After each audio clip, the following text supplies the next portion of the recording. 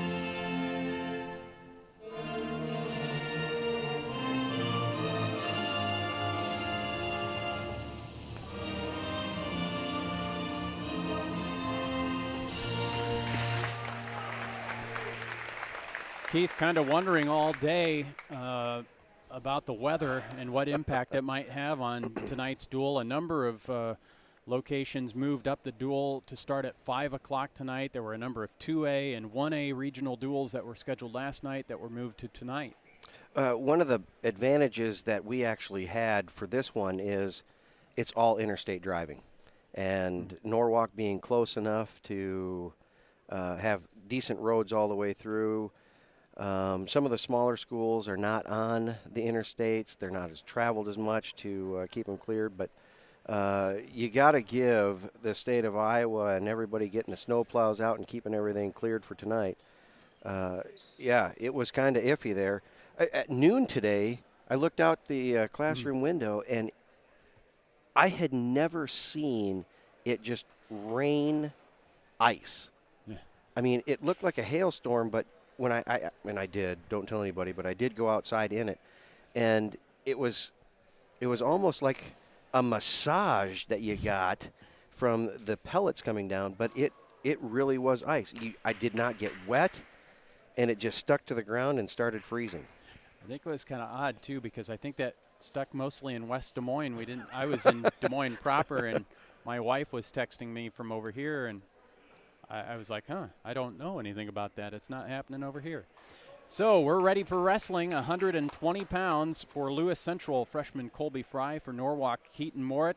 Again, the winner of this duel between Norwalk and Lewis Central will face West Des Moines Valley a little later on tonight, and the winner of that will move to the state duel tournament coming up a week from tonight at Wells Fargo Arena.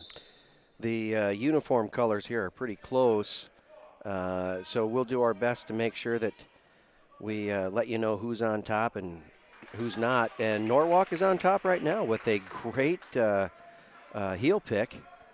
Yeah, Morit looking for some back points. He's got a 2 takedown right off the bat, and working for a 6-0 lead for the Warriors here with a pin. And he got it. 30 seconds in. A quick start for Norwalk and Keaton Morit. And the green ankle bracelets, that is what Norwalk will be wearing here tonight. So 6-0, our team score. Norwalk with the lead as we move to 126 pounds, and we'll listen for the introductions to make sure we have the correct wrestlers here. The reason we have a question mark on that is several guys did wrestle in or weigh in tonight at each of the weights for Norwalk. A couple guys did, a couple of weights for Lewis Central. So we'll see if it is in fact Austin Bernizer for Norwalk. And it is Dominguez and Bernizer. All right, couple of sophomores. Dominguez, we have his record at 26-14. Did not get a record for a lot of these Norwalk wrestlers.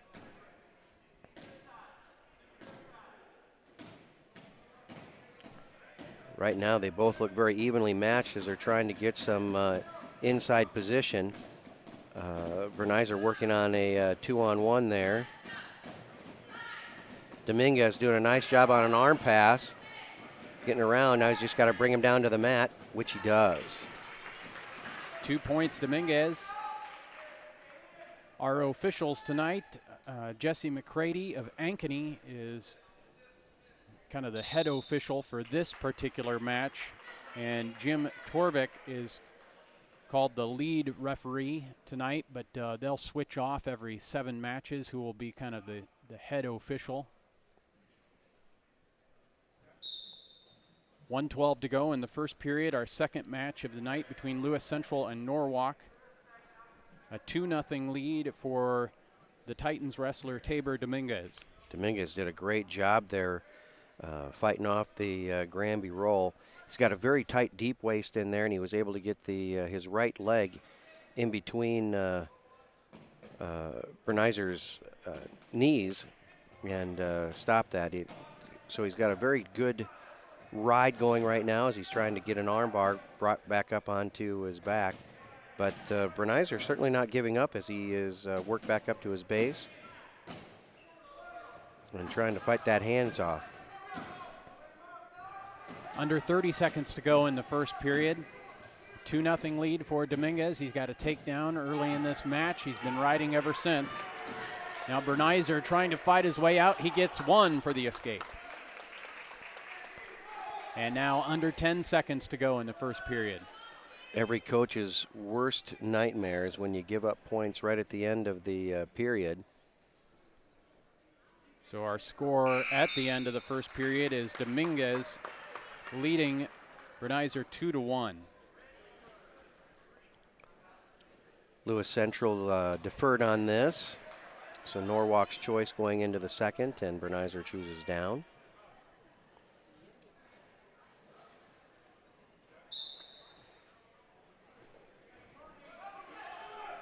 Nice job on the Granby roll, but Dominguez doing a fantastic job keeping his hips up and, well, keeping his hips back and able to ride through that roll. On your screen, you're seeing the team score. This is just our second match of the night. Norwalk leading Lewis Central 6-0 after a pin by Keaton Morit. Our match score here is Dominguez of Lewis Central leading Bernizer 2-1, nearly halfway through this match in the second period right now.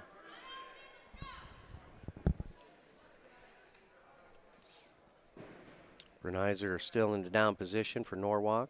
Got called for a caution there. You get to this point in the season and the officials don't always work with you like they do early on. Nice Granby roll by Bernizer to get out his second escape, and we're tied at 2. 3 Granby rolls tonight. Third one was certainly a charm there. Dominguez in on a shot, but Bernizer able to stop it. Both of them having an over and under right now. 1 minute to go in the second period. We're tied at 2 at 126 pounds. For Lewis Central to stay in the meet tonight, they need to have this match.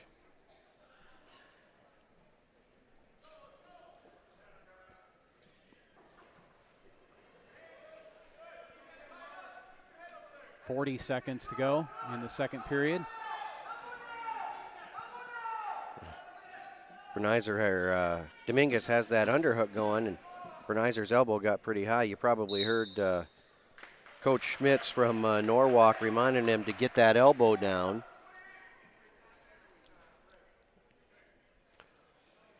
And we've got a blood timeout. Let's take a quick timeout right here. This is high school wrestling on CISN.TV.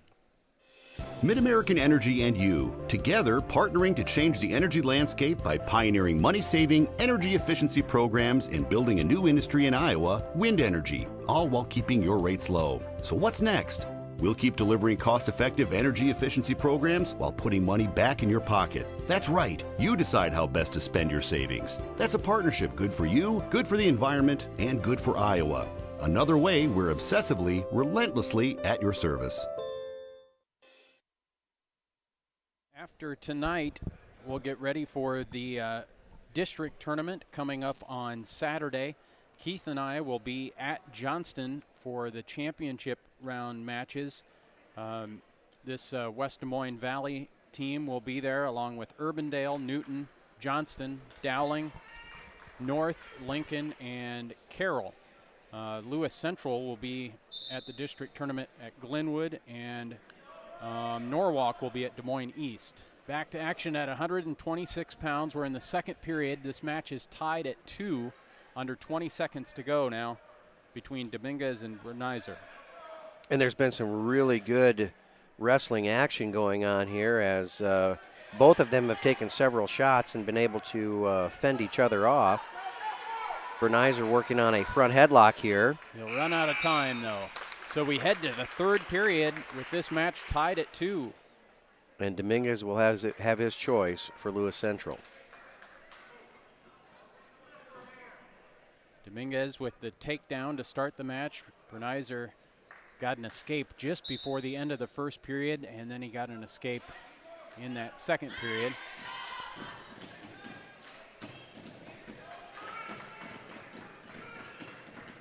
Bernizer working very strong up here on top. He has arm underneath, and he's working over the top, looking to possibly do a cradle here. A minute 30 to go in the match. 2-2 our score, 126 pounds. This is our second match of this duel between Norwalk and Lewis Central. Benizer working for a bit of a tilt.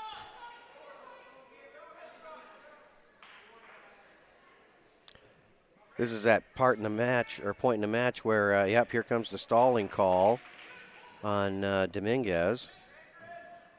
Just a warning. Now a minute to go in the match. Dominguez needs to get up and out for a chance to win, and it's also, if you're Benizer, do you let him go and work for a takedown, or do you just ride him out and try and get him to his back or hope for a tie? Yeah, I think he's going to continue to ride him out, as, you know, the injury timeout actually wasn't for blood, it was for his inhaler, and so you kind of got to wonder how Dominguez's air is right now. 32 seconds. Now things change as he gives up a penalty point for a full Nelson. Oh, man. So Benizer will obviously just let Dominguez up. So now it's 4-2 Dominguez with 30 seconds to go. And remember, there is a warning call for stalling on Dominguez. So if he continues to back him up, there could be another call. But regardless, Benizer is going to have to get a takedown here. 13 seconds to go. Dominguez in on a shot, and he's deep on that single leg. All he has to do is hold on, and he can get a 3-2 win here. Just 2 seconds left, and it is going to be Dominguez winning by a score of 4-2. And that makes the team score Norwalk 6, Lewis Central 3. Back after this on CISN.TV. Here's to everyone who believes in competition and good sportsmanship, who knows it's not about the trophies or the medals, but rather the lessons learned. For those who understand, it's not whether you win or lose, just that you give your best. So go ahead, lace them up, take the field, have fun, and play. For the experience, for the memories, for the love of the game. Our third match tonight is 132 pounds. A couple of sophomores for Norwalk, Landon Card. For Lewis Central, Brian Paul. And this is Card in on a single leg. This being one of the looked at as a toss-up match that could go either way here. Both teams desperately wanting it. Card with the takedown. Again, Norwalk with the purple and black singlets. Lewis Central in the blue. Don't know how close you can tell those color differences, but Norwalk has the green ankle bracelets, and Lewis Central the red ankle bracelets. Card doing a great job maintaining the control on top. 1 minute left in the first period. The Norwalk wrestler, Landon Card, with a 2-0 lead. Still has control here. Brian Paul able to get back up to his feet. However, when he did, Card was able to drop down into that single leg, and he's brought him back down to the mat. Very good, strong ride here by Landon Card. 30 seconds to go in the first period.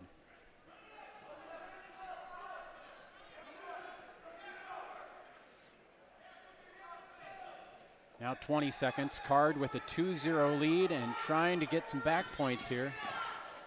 Did a very nice job getting his leg hooked in and tried to hip him over.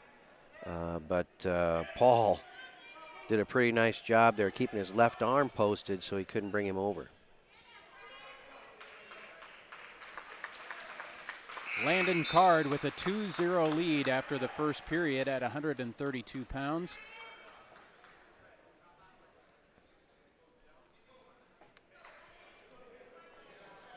Paul from Lewis Central is going to take the down position here to start the second. Good effort on a switch. Card able to get it stopped. Then he's got to bring him back down to the mat, which he did.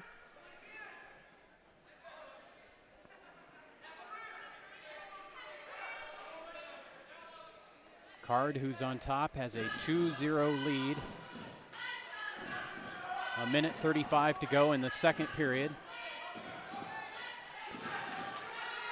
After a good, strong ride that Card's been doing, you kind of wish that there was riding time points in high school like they have in college.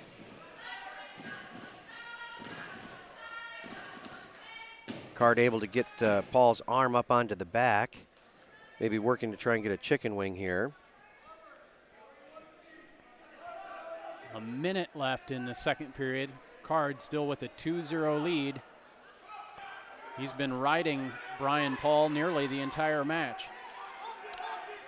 He did have the chicken wing in there for just a moment. He was going to try and just pull him over to his back, but Now Paul, he's got a cradle locked up. Yeah, there's cradle. Paul's doing a nice job of fighting it off, but this looks to be pretty tight there for Card. 35 seconds left. Oh, boy, that's always dangerous, but he gets it done, and he's getting back points. Landon Card, with 25 seconds to go in the second period, has that pretty tight. Now looking for the pin, not just back points. He's got the chin kind of on the shoulder, trying to get that down on the mat. 10 seconds to go. Jesse McCready taking a good look there, the official, and he calls the pin with 6.6 seconds left.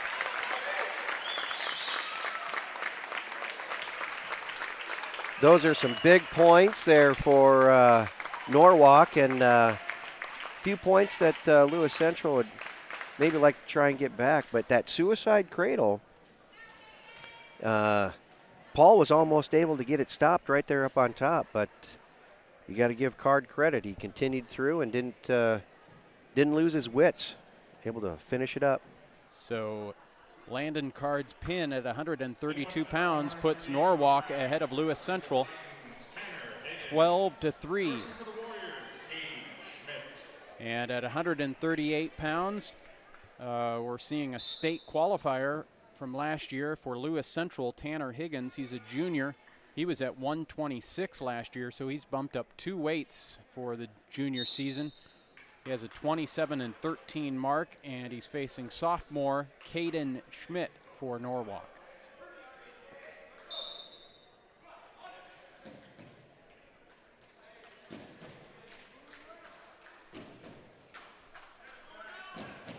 This is our fourth match of the night. Norwalk getting 2 pins and a decision for Lewis Central at 126. So our meet score is 12-3 Norwalk, now at 138 pounds. Higgins really doing a nice job doing some push-pull in this hand fighting thing. Was able to duck down, get a good shot on a double leg. But Schmidt has a pretty good grab on that ankle there, just doing everything he can to hold on to a stalemate here, but I don't know that it's going to work well for him. Boy, Higgins so close to getting 2, but just not. There he gets it. 2 points for Tanner Schmidt with a minute to go in the first period. Our first points on the board at 138 pounds.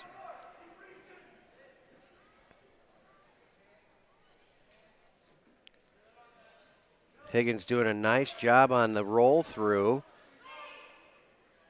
Had a 2-on-1 on the arm of Schmidt, was able to roll him through on a tight waist.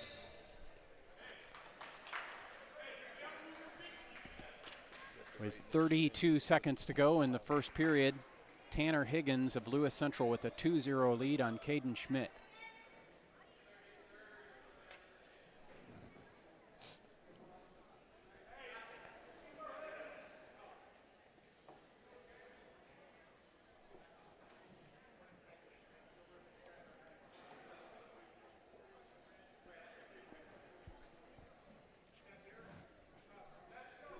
A lot of Cadens and Tanners in the lineup tonight. Coming up for Norwalk at 145 will be Caden Nunez. His teammate Caden Schmidt trailing 2-0 here as we wind down the first period. Tanner Higgins with that takedown for Lewis Central and trying to ride out his opponent to keep it 2-0 at the end of one. And he gives up an escape right before the buzzer. That's the second time that's happened for Norwalk, scoring an escape right at the end of a period. So 2-1. Higgins with the lead. And going back down underneath will be Schmidt.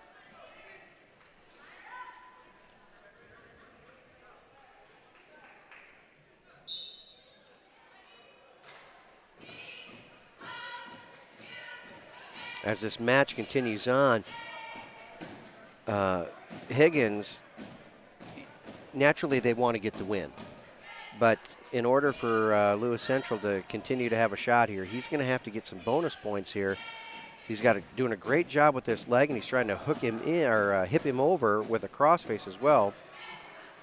But, man, you got to give Schmidt some credit here, getting that escape right at the end. Now working very hard in here. It does look like we're going to have a little blood time here right now, though. All right, so our score, Tanner Higgins 2, Caden Schmidt 1. A minute 30 to go in the second period. We've got time for a timeout here on CISN.TV. Moms typically get to make a majority of the healthcare decisions for their family. That can be a lot of pressure, but not for me. Because I know the choice is ours. For medical tests like MRIs, X-rays, CAT scans, and of course mammograms, ask your doctor to refer you to Iowa Radiology. They work around our hectic schedules. They're the best at what they do, and they're so great with my family. They truly care, and it shows. Visit iowaradiology.com or call to schedule an appointment. Iowa Radiology. Our focus is your good health.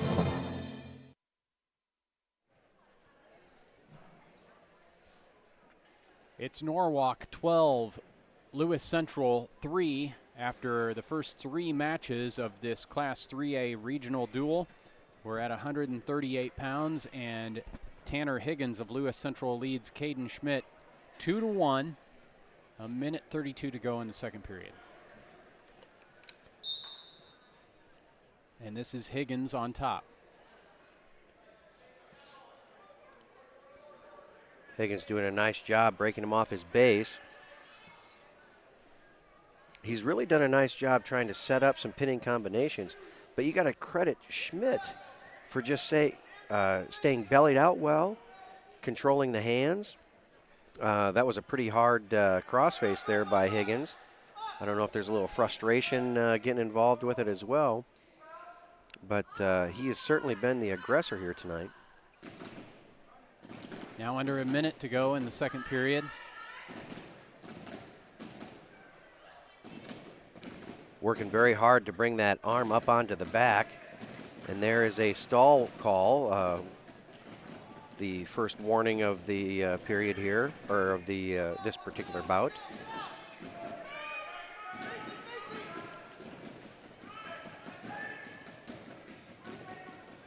So just a stall warning, no points awarded there. If there's another stall call, that would be a point for Higgins. Higgins, this is the second time Higgins has used that deep waist and rolled him through for some back points here. Notice that Higgins still has a point in, a stability point. He had his leg in bounds, so he was able to get some back points as he was out of bounds. I think there was only a 1 count there, so no back points. So Higgins still has a 2-1 lead in the match, and there's just 10 seconds to go in the second period. Higgins has ridden Schmidt this entire second period.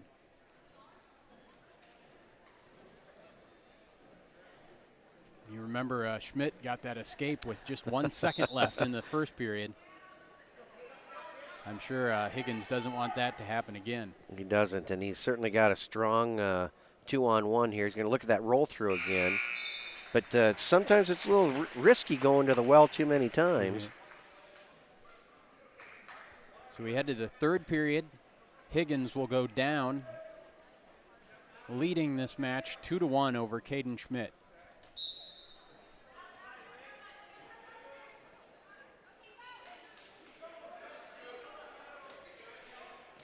Nice job by Higgins as he got right up to his feet. Schmidt able to drop down onto the single, but he just couldn't get it stopped. And now Higgins has his figure 4 around the leg. With that reversal, that makes our match score Tanner Higgins 4, Caden Schmidt 1. A minute 30 to go in the match as Lewis Central looks for their second win in the 4 bouts thus far. Schmidt is in a situation where he has to continue moving and looking like he's trying to do something, because the next stalling warning against him will be a point. And then if he continues not to improve, those stalling points can add up quick. Stalemate called. 1 minute to go in the match. 4-1, Tanner Higgins of Lewis Central leading Norwalk's Caden Schmidt.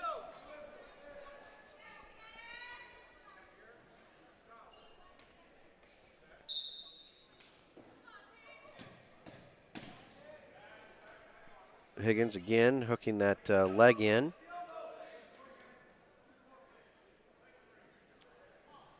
Working hard to try and get that wrist rolled through. He's got it up on the back. That actually brought it down underneath. He's got a ball chain in. He's going to try and hook that over and bring him over some back points. He's got 35 seconds to work with here. Again, just a 1 count.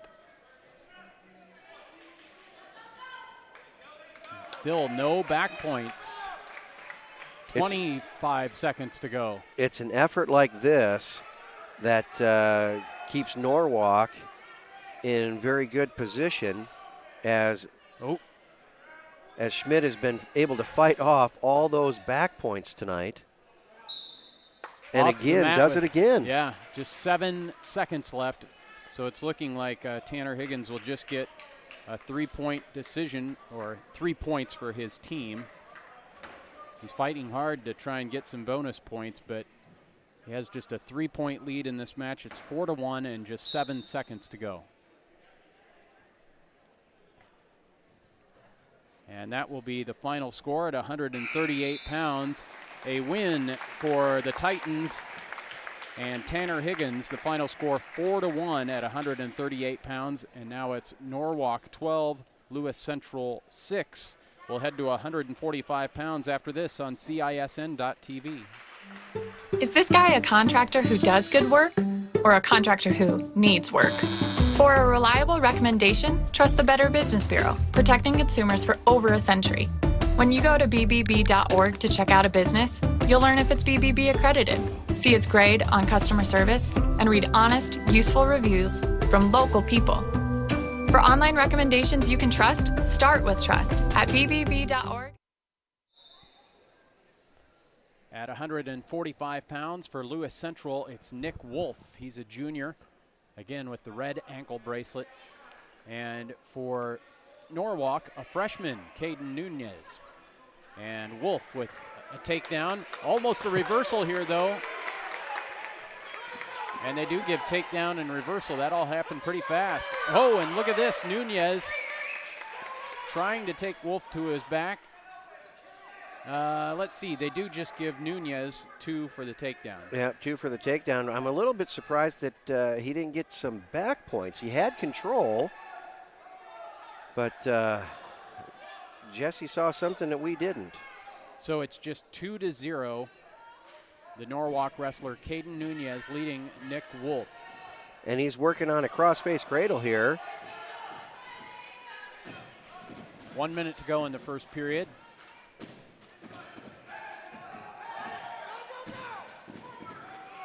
And he's in a position here to maybe get some back points. He's got the leg hooked. He's working on that crossface. But Wolf able to fight that off. I think Wolf's getting a little more than he bargained for, as Caden Nunez is really looking stout. 35 seconds to go in the first period. Nunez with a 2-0 lead. over Wolf. This is the weight, Keith, where Norwalk had Ethan Vederick, who had a concussion and was not able to come back in time for that, and he won't wrestle on Saturday either. No. And he was ranked number 6 in the state at this weight. That's an unfortunate loss there. Nunez actually weighed in at 138. Oh, boy. No points yet here. They do give 2 points for the reversal for Nick Wolf. Well, they're actually talking about Okay. it. Yep, they did give the 2. Okay, so at the end of one period, we're knotted up at 2 at 145 pounds. And Nick Wolf will go underneath. So Nunez with the takedown and the reversal just before the buzzer by Nick Wolf. Nice job dropping down onto that single leg, switching to the double and bringing Wolf back down to the mat. So he's keeping control here, looking for a crossface cradle again. Nunez did a nice job setting up that cradle in the first period, where he actually had the crossface cradle and a leg hook in, but Wolf was able to fight that off, which he did again as they went out of bounds. Pat, I have seen some tight sit-outs, but that was as tight as I have seen. So Wolf with another reversal. He takes a 4-2 lead, and he quickly takes Nunez to his back, and he's in real trouble here on the edge of the mat. A lot of time left in the second period, and Wolf getting this tighter and tighter.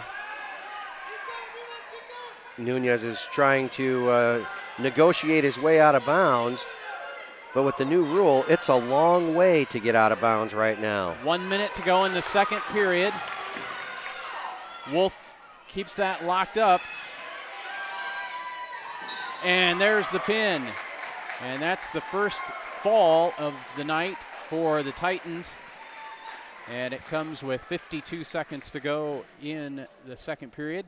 And that ties our dual meetup at 12 after 5 matches. Back at 152 pounds on CISN.TV. Hi, I'm Chris from Fireplace Superstore. You may have noticed it's starting to get cold outside, and if you're like a lot of folks, that old fireplace in your house isn't doing you much good. You need to replace that thing with a high-efficient gas fireplace from Heat & Glow. We're going to come in, take your old wood or gas fireplace out. We're going to replace it with a warm, cozy, high-efficient. At 152 pounds for Norwalk, we're looking at the number 2 ranked wrestler in the state at this weight class, senior Carter Schmidt. He finished 4th at 138 pounds last year at the state tournament, and he's facing Lewis Central's Calvin Frick, a senior, who has a 6-1 record.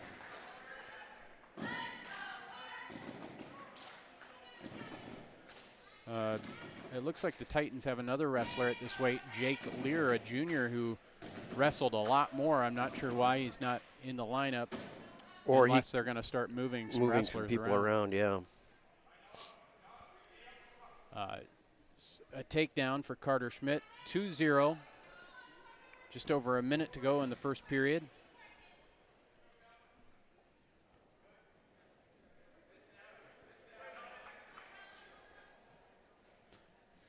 Carter Schmidt, the older brother of Caden Schmidt, who we saw at 138 pounds for Norwalk. And Schmidt now has a very tight pinning combination in here, as he's got a chicken wing, and he walked it around the top of the head there. He lost the wrist that went with it, and so it got a little bit more difficult to finish this match, but he's got 25 seconds left in the first period to keep working on this pinning combination. He's got some back points that the referee, Jesse McCready, is holding. It's getting tighter. Yep.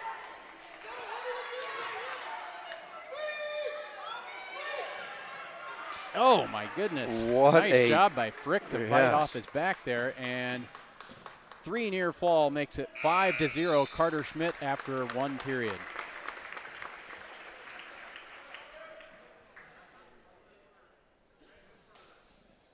Frick was able to defer, so now Schmidt takes the down position.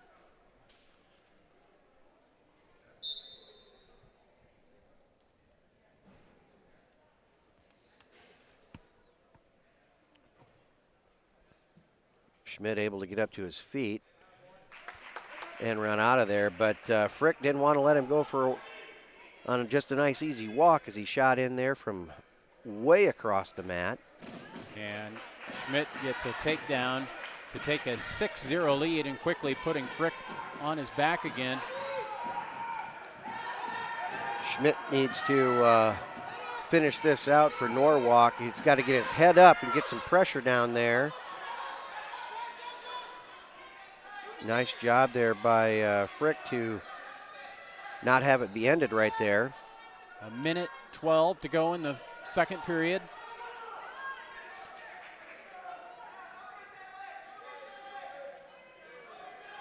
And Schmidt very close to a pin here. 1 minute to go. Frick doing a great job keeping that shoulder high, but it's taking a toll. He is kind of getting twisted around there. 40 seconds left in the second period.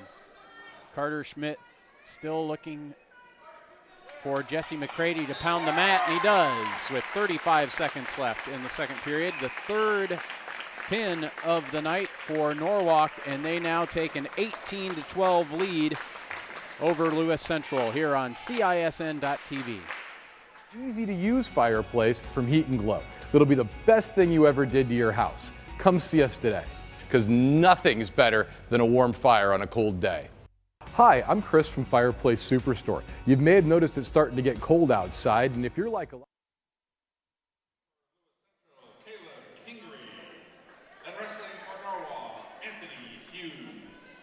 Norwalk with 3 pins from Carter Schmidt, also Landon Card and Keaton Moret.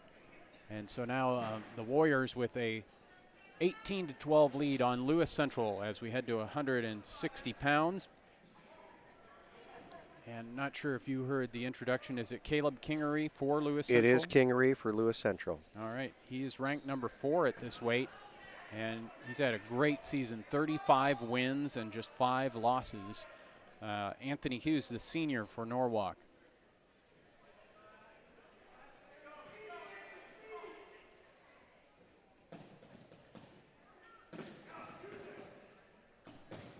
Hughes is certainly not wrestling like he's going against one of the top-ranked guys in the state. Yeah.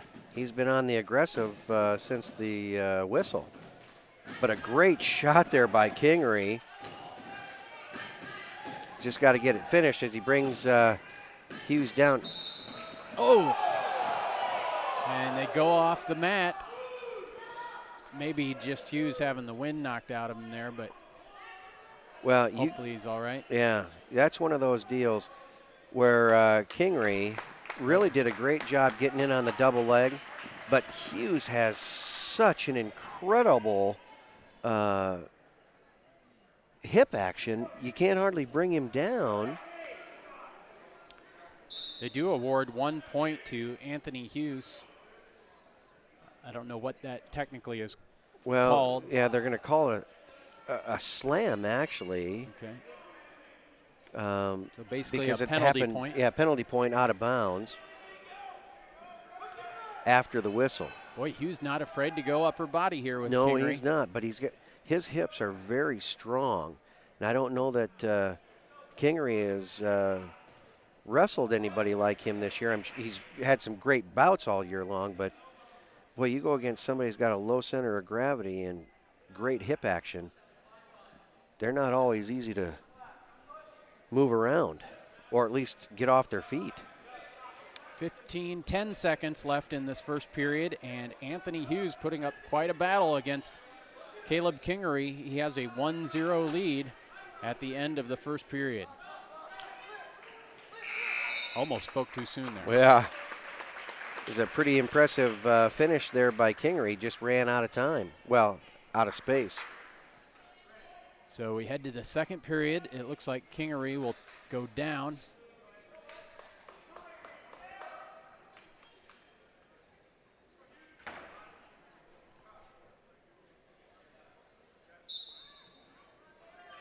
Obviously a match that the Titans expect to win at 160. Hughes has to be careful here. He's behind him. Now he cuts him loose. And he had his hands locked. He brought him down to the mat, but Kingery was so quick, I don't know if he ever got his hands unlocked. So instead of taking the stalling warning. Oh, he gets that half, and now Hughes is really in trouble.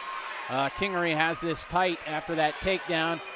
He's getting the count, and now loses control of it, but he gets 3 back points. What a flurry of action. Kingery was down, ended up getting the escape, got a great shot, and for all, Hughes was done. Yeah. And somehow was able to hip his way out of that. So all of that, the escape, a takedown for 2, near fall 3, that makes our score 6-1. Kingery leading Hughes at 160 pounds with 1:12 now to go in the second period. Kingery has the crossface on here, looking for a crossface cradle. Or now he's got the butcher, if he can walk around the head with it. Under a minute to go. Here he comes. No points, and Hughes quick to his feet, but out of bounds. I tell you what, Hughes is kind of slippery. Yeah, he's a fighter. It's 6-1. Kingery with the lead. 48 seconds to go in the second period.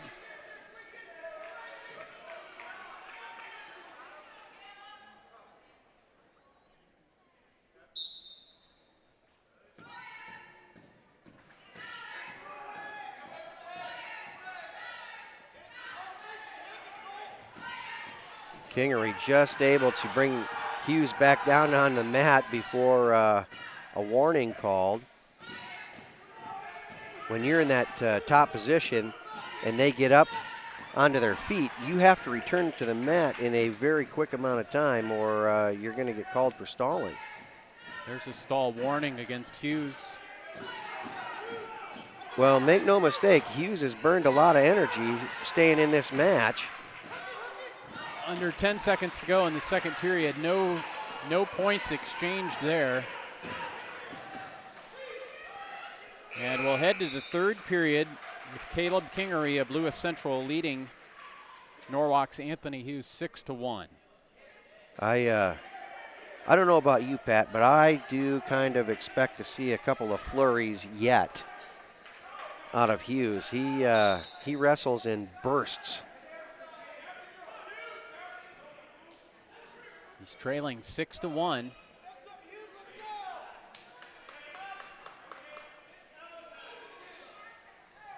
Kingery being in that position where bonus points are very near if he can just finish it out. I thought Hughes was going to get a takedown there, and Kingery just able to fight out of that. So it remains nice 6-1. duck under. Oh, man. 2 points. 2 points now. The officials will discuss that and decide if it was a takedown. No points. Waved it off. So it's still 6-1. Kingery has 1:25 to try and get some bonus points here. You have to win by 8 or more to get those bonus points for your team score. Now, if this was a college match, it'd probably be a minute break here where they'd have to go review the monitor. But But we're the only monitor in town right now. And we're way at the top of the bleachers, That's so right. they won't come up here. It's 6-1. Kingery with the lead for Lewis Central with just over a minute to go in the match. 1:04 exactly on the clock.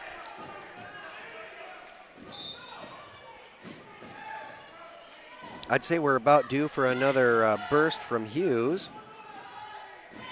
Trying to work that duck under again. He is so quick to change levels. He's got a Russian tie. 40 seconds left.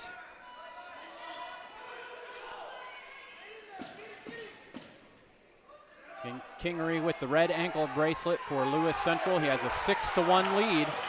Hughes needs to do something now. Just 25 seconds left.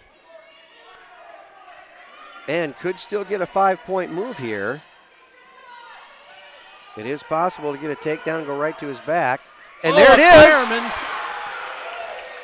A nice fireman's by Hughes. He gets 2 takedown, but just 10 seconds left. And so with 6.8 on the clock, it's now 6-3 Kingery of Lewis Central. He has the lead. And he's in the bottom position, just 7 seconds left in the match.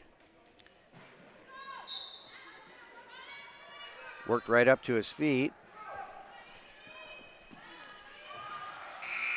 And that'll be the final. Caleb Kingery hangs on for a 6-3 win to put Lewis Central within 3.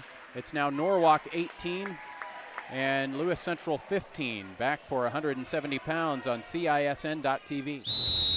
Hi, Ron here, head coach of Westside Auto Pros. When your car's on the injured reserve, you want to get it back in the game as soon as possible. I know that. That's why you need to bring it here to Westside Auto Pros. I have a team of experts that can fix almost every automotive injury. Whether it's a fractured joint, a brake, or if your car just got its bell rung, no problem. We can even do a complete physical on your car to make sure it's game ready for the entire season. So bring your car to Westside Auto Pros and we'll get it back in the starting lineup in no time. Hey, you guys are dogging it back here. Let's move it, move it, move it. This is our 8th match of 14. At 170 pounds for Norwalk, Tristan Duncan, a sophomore, against Mike Gittens, a senior for Lewis Central. Back into a match where Norwalk on paper is favored here. But I do notice that not everything is wrestled on paper. So each team has won. I'm sorry. We've had. It's been 7 matches. This is 8. So Lewis Central has won 4 of them, but those bonus points has really vaulted Norwalk. Yeah, into some Norwalk good points. Norwalk with 3 pins.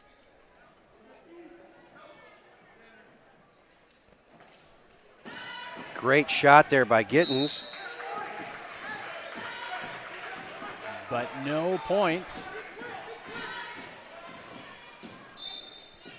1 minute into this match at 170 pounds, no score between Gittens and Duncan. You get into these upper weights and we start seeing more guys going ear to ear. So both of them having an underhook and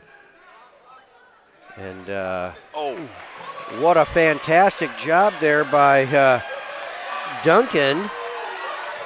Gittens kind of going in for a bear hug, and Duncan throws him and is very close to getting a pin. He's got it. And more bonus points for Norwalk. So now Norwalk leads Lewis Central 24-15 after the pin from Tristan Duncan at 170 pounds. You want to get This is stronger, CISN.TV. faster, healthier. You want more. You want to be part of something bigger than yourself. A place for people of all ages, all walks of life, that provides opportunities for all to succeed. We do that. Norwalk has won 4 matches out of the 8 we've seen so far, and all of the wins for the Warriors, pins. So they have 24 points to Lewis Central's 15 as we head to 182 pounds. Connor Verreau just gets taken down by Ryan Higgins, a senior for Lewis Central, who has an impressive 34-9 record heading into this match. If Lewis Central is going to have any chance of winning this meet tonight, Higgins is going to have to really build up some points and try and get them back in. He needs a pin, and they also need to get a pin at 106 as Lewis Central is running out of bouts that they're favored in. Yeah.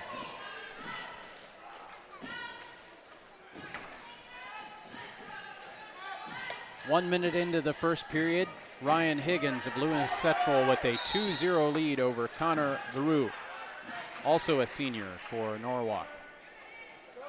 Again, the winner of this duel will face West Des Moines Valley about 10 minutes or so after this dual meet is over. The winner of this duel will face off against the Tigers. And we'll carry that meet as well. Higgins doing a very nice job on the deep waist. Good hip action as he brings him back down to the mat.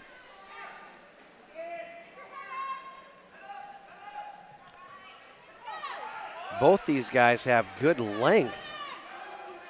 They're not your typical 182-pounders. Just under 30 seconds left in the first period. 2-0 Higgins with the lead for the Titans.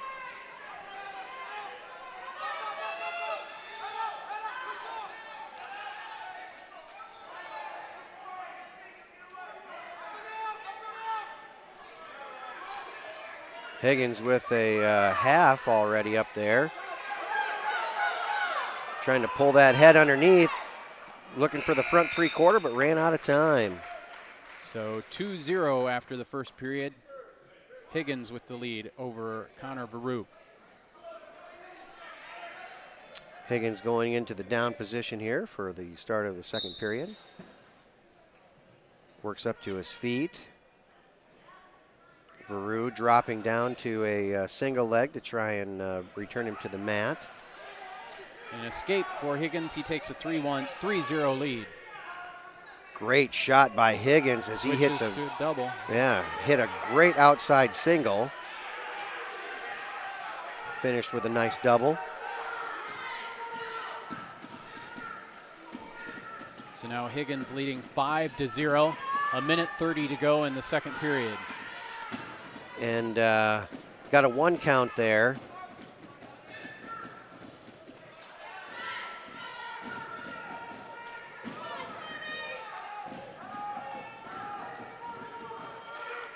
Higgins does have a leg hook, but he's also got that far shoulder trapped.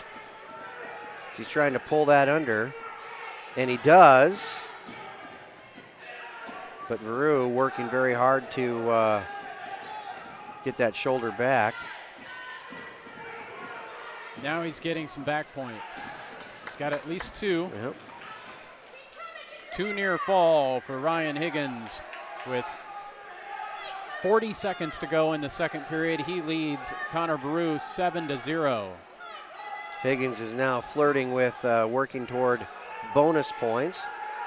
Needs to get another point to push the lead to 8 or better to 0. Stall warning on Veru, who gets an escape.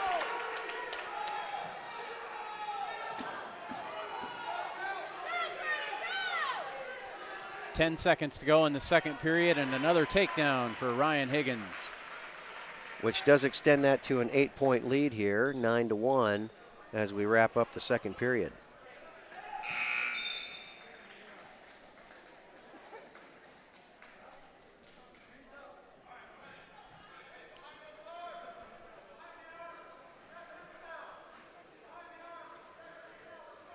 Higgins down in the third.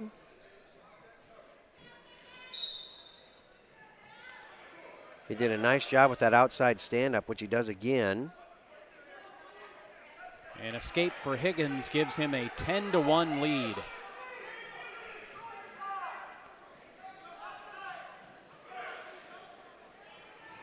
Nice job on the takedown.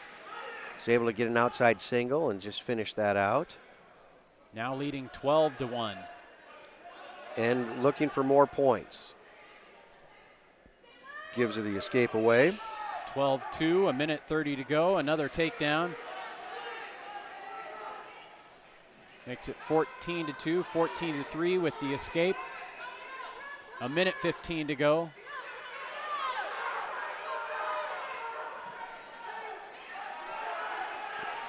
Higgins now leading 16-3. Another takedown again.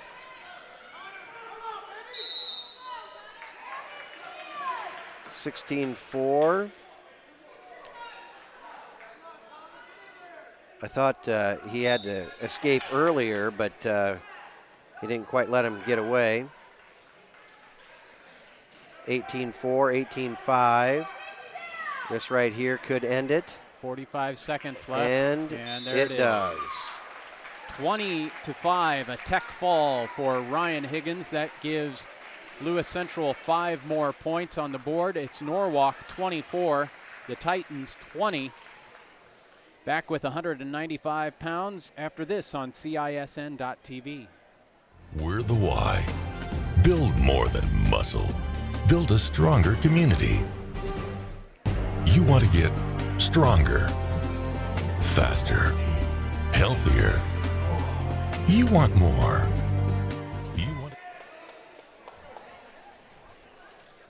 For Norwalk, it's Jason Kritzler, a sophomore at 195 pounds. And did they announce Hunter Waldstein, the freshman, for Lewis Central? They have another wrestler that weighed in at this weight, but Hunter Waldstein is the wrestler for the Titans. He has a record of 5-18. Not sure of the record for Kritzler, but it's sophomore against freshman at 195 pounds. And I'm questioning the overall team score here. I thought it was 24-15 going into that last match, and the tech fall should make it a 24-20. Yeah. Oh, they just changed it on the board. They heard as you. well. I didn't realize what kind of power I actually had. Oh, almost a takedown, and now Kritzler does get 2. Our first points on the board at 195 pounds go to Jason Kritzler. And he's working toward that crossface cradle. Oh, now just switched off to a butcher. He's got to keep running him around, and does. He does. And he takes care of Hunter Waldstein in the first period. Another pin for Norwalk, their 5th of this dual meet. And it's now 30-20. Norwalk with the lead on CISN.TV.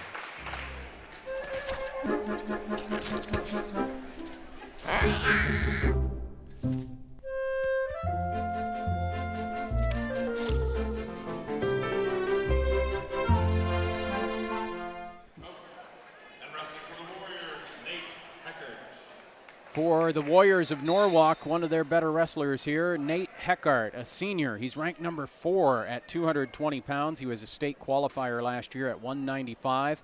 He's facing Dylan Koch, a sophomore for Lewis Central. This is one of 3 state qualifiers for Norwalk last year.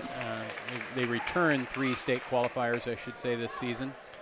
That was as good a takedown at 220 pounds as I've seen. Nate Heckart did a great job just staying with it. Now he's got the cradle hooked up. He's working to get that knee in the side, and there's another pin for the Warriors, their 6th of this dual meet, and it's 36-20. Norwalk leading Lewis Central heading to the heavyweight match on CISN.TV.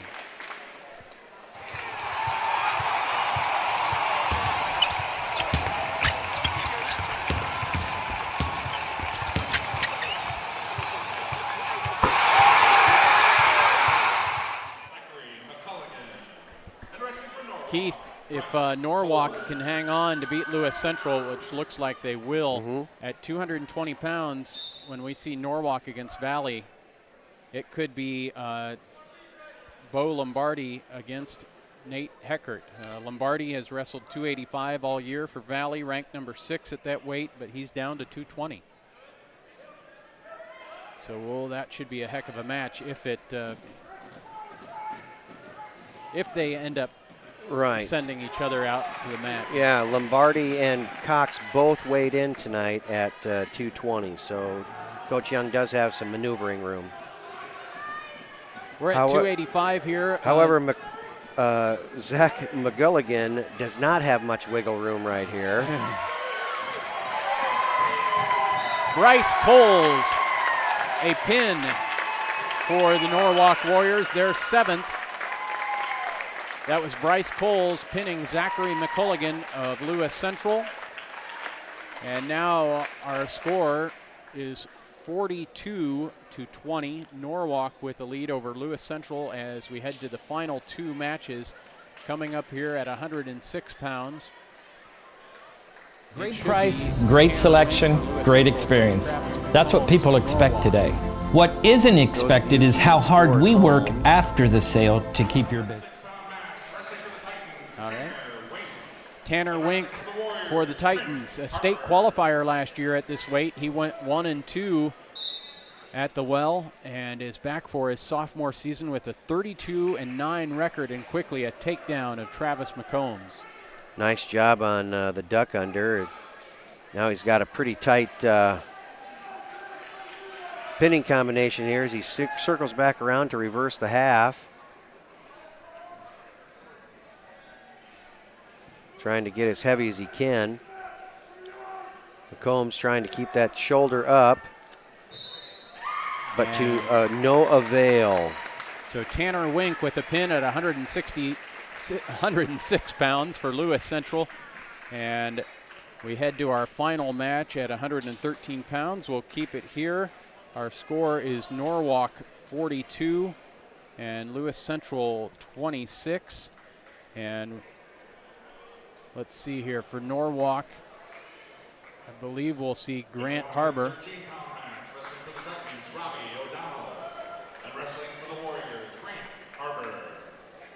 Harbor is ranked number 6 at this weight class. He was a state qualifier as a freshman at 103 pounds. Rob O'Donnell is a freshman for Lewis Central.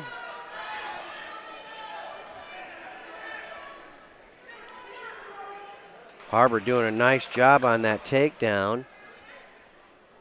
Not giving O'Donnell much room at all. He's got a tight waist, deep waist in. He brought him over. Don't know if they gave any points or not yet for a near fall. But Harbor didn't care. He just on to the next move. He's got the arm up on the back. There's the 2 back points. So 4-0, Grant Harbor on top of Rob O'Donnell.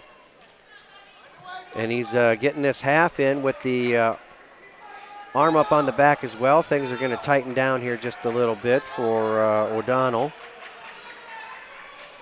He needs to bring that arm up above his head so that shoulder can get exposed. And there it went. Another pin for the Warriors, and Norwalk advances to face West Des Moines Valley coming up here in about 10-15 minutes. Our final score of this dual meet, it's Norwalk 48 and Lewis Central 26. Back to recap this particular duel after this on CISN.TV. Introducing the new Carhartt shop at G&L Clothing. All the Carhartt you've dreamed of under one roof. Some call it Carhartt Heaven. Stop in today and see for yourself, but be prepared to stay for a while. The new Carhartt shop at G&L Clothing. Open 7 days a week, 1801 Ingersoll. Online at gnlclothing.com. G&L Clothing. Your size, your style, we've got it all. Mid-American Energy and you, together partnering to change the energy landscape by pioneering money-saving, energy efficiency programs and building a new industry in Iowa, wind energy, all while keeping your rates low. So what's next? We'll keep delivering cost-effective energy efficiency programs while putting money back in your pocket. That's right. You decide how best to spend your savings. That's a partnership good for you, good for the environment, and good for Iowa. Another way we're obsessively, relentlessly at your service. Here's to everyone who believes in competition and good sportsmanship, who knows it's not about the trophies or the medals, but rather the lessons learned. For those who understand, it's not whether you win or lose, just that you give your best. So go ahead, lace them up, take the field, have fun, and play. For the experience, for the memories, for the love of the game. Shields. Moms typically get to make a majority of the healthcare decisions for their family. That can be a lot of pressure, but not for me, because I know the choice is ours. For medical tests like MRIs, X-rays, CAT scans, and of course mammograms, ask your doctor to refer you to Iowa Radiology. They work around our hectic schedules, they're the best at what they do, and they're so great with my family. They truly care, and it shows. Visit iowaradiology.com or call to schedule an appointment. Iowa Radiology, our focus is your good health. Norwalk defeats Lewis Central by the score of 48-26. So the Warriors advance to face West Des Moines Valley for the chance to go to the state dual meet tournament next Wednesday at Wells Fargo Arena in Des Moines. Unusual, Keith, all of Norwalk's wins, 8 of them, all by pin. Yeah, you know, coming into the meet tonight, we knew there was going to be matches where both teams were going to be favored. We knew there were going to be a couple of toss-ups. As far as the number of matches, it was, 8-6? But I can honestly say I think this is the first time I've ever been to a meet where every single win by one team was a pin. Yeah. And it was those bonus points that really showed the separation on the scoreboard, and Norwalk did a fantastic job. They were very prepared to face Lewis Central tonight. Well, the Warriors will need more bonus points if they're going to challenge West Des Moines Valley to advance to Wells Fargo Arena next Wednesday, right? Yes, this next meet is going to kind of set up some interesting things here. If you go match by match, right now Valley is going to be favored in 1, 2, 3, 4, 5, 6 of those matches. There are there are potentially 4 toss-up matches between Valley and Norwalk.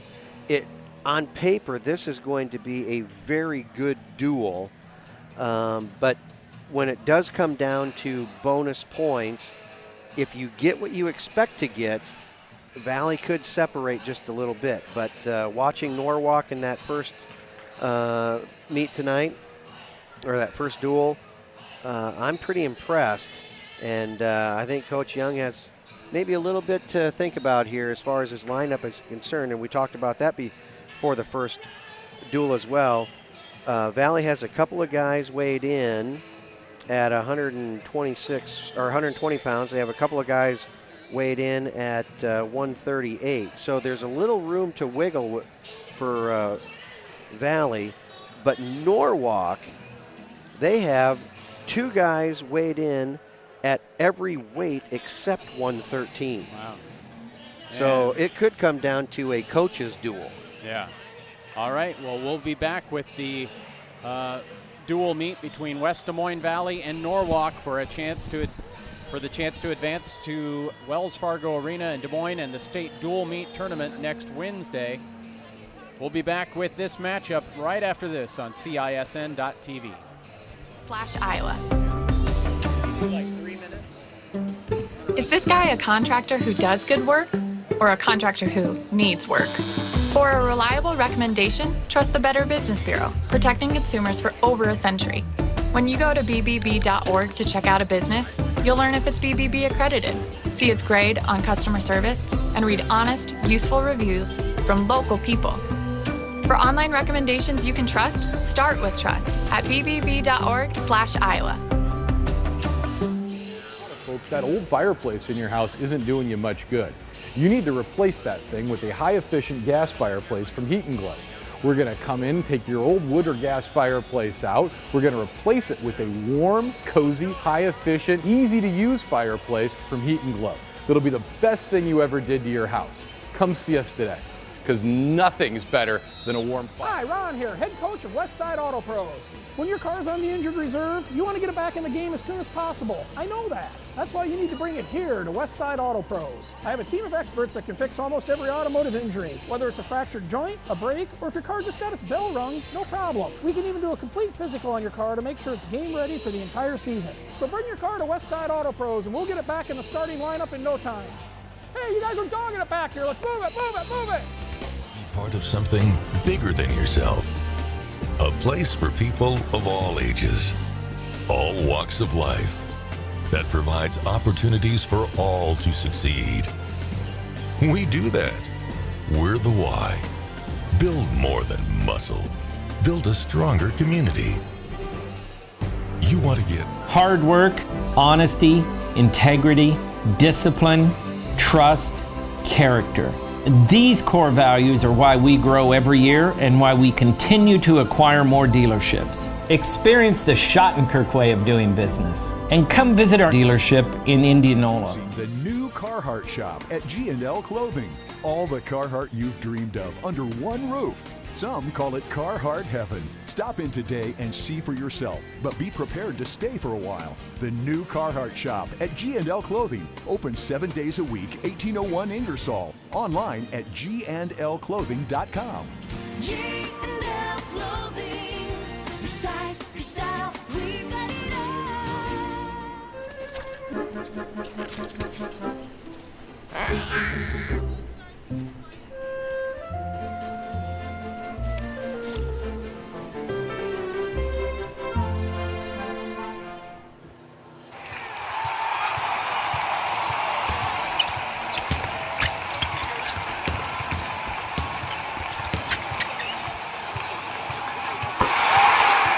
Mid-American Energy and you, together partnering to change the energy landscape by pioneering money-saving, energy efficiency programs and building a new industry in Iowa, wind energy, all while keeping your rates low. So what's next?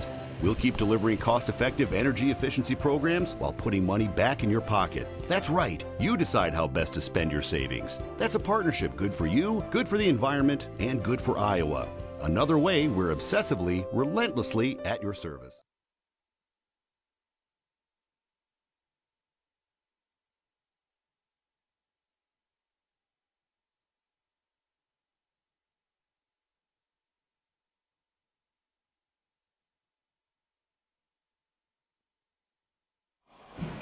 Valley. We'll start at 126 pounds for this duel. Wrestling for Norwalk, Austin Bernizer. And wrestling for Valley, Nick Oldham. At 132 pounds, wrestling for Norwalk, Landon Carr. And wrestling for Valley, Noah Micka. At 138 pounds, wrestling for the Warriors, Cade Schmidt. And wrestling for the Tigers, either Jackson Lukart or Brendan Nielsen. At 145 pounds, wrestling for the Warriors, Caden Nunez. And wrestling for the Tigers, Caleb Corbin. At 152 pounds, wrestling for Norwalk, Carter Schmidt. And wrestling for Valley, Jacob Schnoblin. At 160 pounds, wrestling for Norwalk, Anthony Hughes. And wrestling for Valley, Tinsley Wright. At 170 pounds, wrestling for the Warriors, Tristan Duncan. And wrestling for the Tigers, Blake Underwood.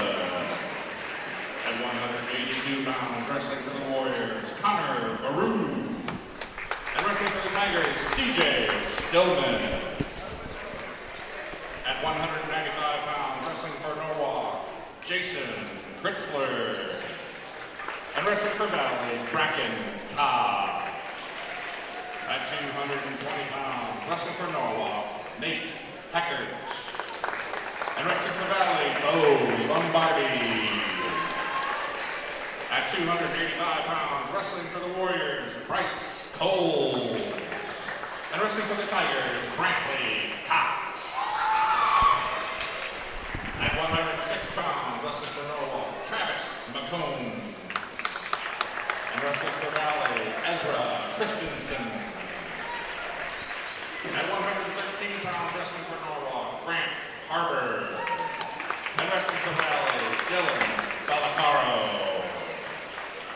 And at 120 pounds, wrestling for the Warriors, Keaton Moritz. And wrestling for the Tigers, either Aiden Feldman or Carson Lawrence.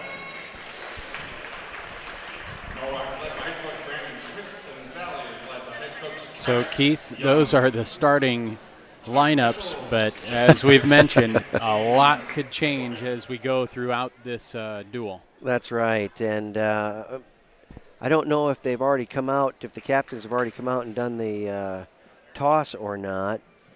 But in talking with Coach Young before the start of this thing tonight, he is in hopes that Valley has control of the odd matches that he thinks will give them a little bit more of an advantage as we get lower, into those upper weights as to, where are they going to put Heckert, where are we going to put Lombardi, because this could be a close enough meet that it's going to be very interesting team point-wise. But we do have a treat here, as we're going to start off with 126 pounds. Nick Oldham, who just signed today with Ohio State. Oh, my. So he got offered and accepted and right in on a heel pick. But So why not get excited? You just signed with Ohio State. Yeah, the future Buckeye with a 2-0 lead on Austin Bernizer, the sophomore for Norwalk. Nick Oldham, the defending or returning state champion. And this is his senior year. He's finished, finished second and fifth, and then was a state champ last year. Yep. But just a couple weeks ago, he lost to the wrestler from Ankeny that he beat in the championship match last year. That was in the CIML tournament finals, an overtime match. So Nick ranked number 2 at 126 pounds. And off to a very good start here. He's been working cross faces. He's been working arm bars. He's working 2-on-1s. He has kept Bernizer off balance most of that period. But Bernizer able to get up, get an escape there.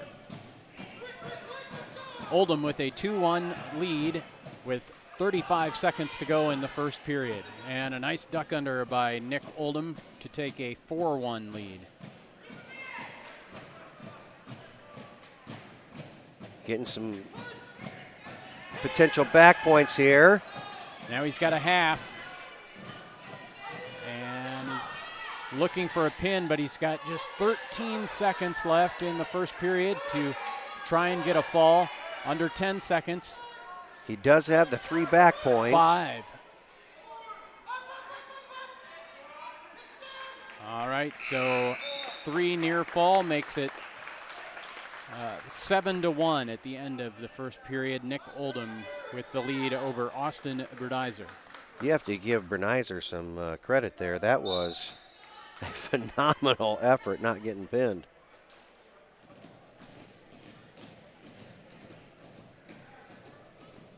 Bernizer had a tough loss in our first duel tonight, losing 4-2 to the wrestler from Lewis Central. So he's already put in a full 6 minutes on the mat. And now he has to face only the number 2 ranked wrestler in the state at 126, who's going to go to Ohio State. Yeah. Ho hum. No big deal. Yeah. Oldham able to get that takedown to extend it to 9-1. With 1:15 to go in the second period. Good, tight, deep waist as he's able to get Bernizer turned over to his back, but not long enough. Now he's working on a chicken wing. Do you know, Keith, obviously Nick had a lot of offers to go to many places, but do you know if he had other places he was seriously considering? Well, if he did, I was never made privy to it. Everybody was kind of keeping things kind of close to the chest as far as what he was thinking. So yeah, and I don't know what he's obviously gained weight throughout his career, but is he possibly a 126-pounder at college then? I would have to think that would be where they would want him to get started at. Just under 20 seconds to go in the second period. Nick Oldham with a 12-1 lead here. And he's got the cradle, bringing him back over.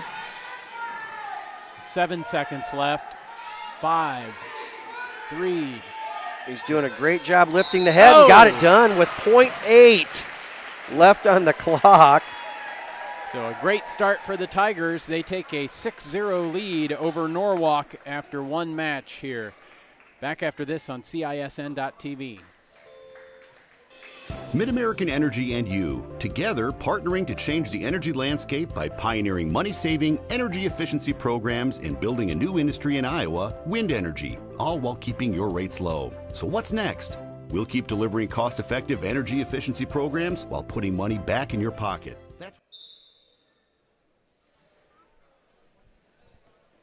Landon Card, a sophomore for Norwalk at 132 pounds, faces Noah Micka, a senior for Valley. We certainly saw what Card is capable of in that first duel tonight as he won by pin. Noah Micka has done a very nice job for Valley in his career. But we'd have to say this is kind of one of those toss-up matches right now. Both teams desperately wanting points. As this duel continues on. Micka, a senior. Card, a sophomore. Nice shot there by Card. Good sprawl by Micka, and he's trying to break the lock there and work around for...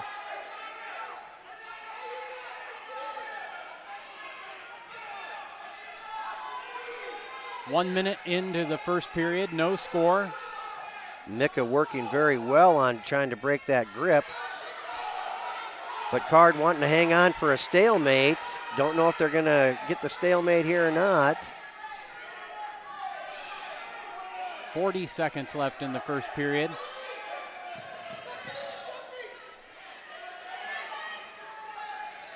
And they get the stalemate call.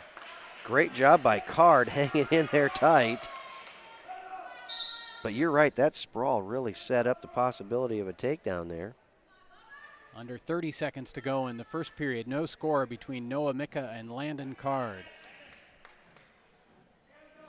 Norwalk with the red ankle bracelet. Valley, of course, with the black and orange and white singlets and the green ankle bracelets. Card has Micka in a pretty precarious position here. Just 5 seconds left. Micka doing a great job fighting that attack off. 0-0 after one. Micka finished 8th at the CIML tournament. Which in its own right's a pretty good tournament. Oh my gosh. I mean, Valley, one of the better wrestling teams in the state, finished 7th. But you've got the top 6 teams: Southeast Polk, Waukee, Fort Dodge, Centennial, Ankeny, and then Johnston finishing ahead of the Tigers. Locked hands. This will be a point. And an escape. And an escape, so makes it 2-0 Noah Micka.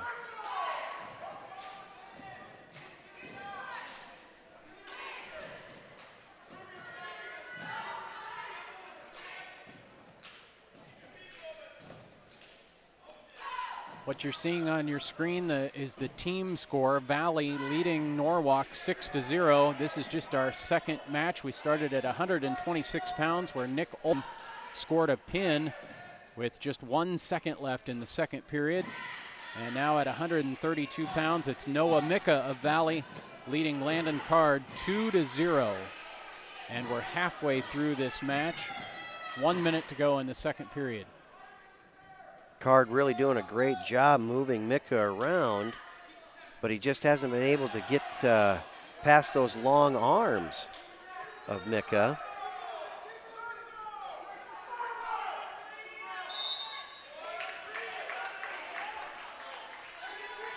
You'd have to say right now both wrestlers are in very good position to get a win here in a all-important toss-up match here between Valley and Norwalk.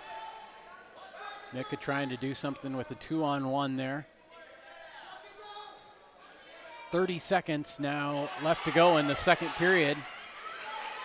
Card did a great job keeping his head in the middle there. He was able to do an arm pass. Was in pretty good position there. Got called out of bounds.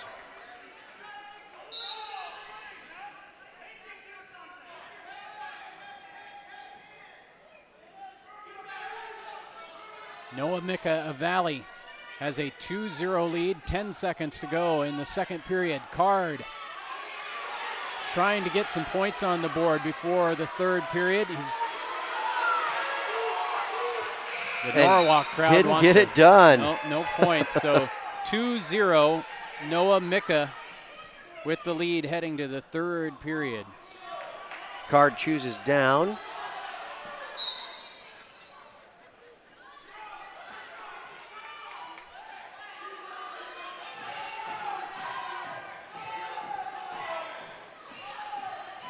Nice job on that deep waist by Micka, keeping Card down. Yeah, he's got him bellied out, but he's going to have to do something with it. This Card is doing a great job shifting away. Micka was not able to keep up with it. Card with his first point and escape, and it's 2-1. Noah Micka with the lead with 1:25 to go in the first period. A stall warning now on Micka. Yeah.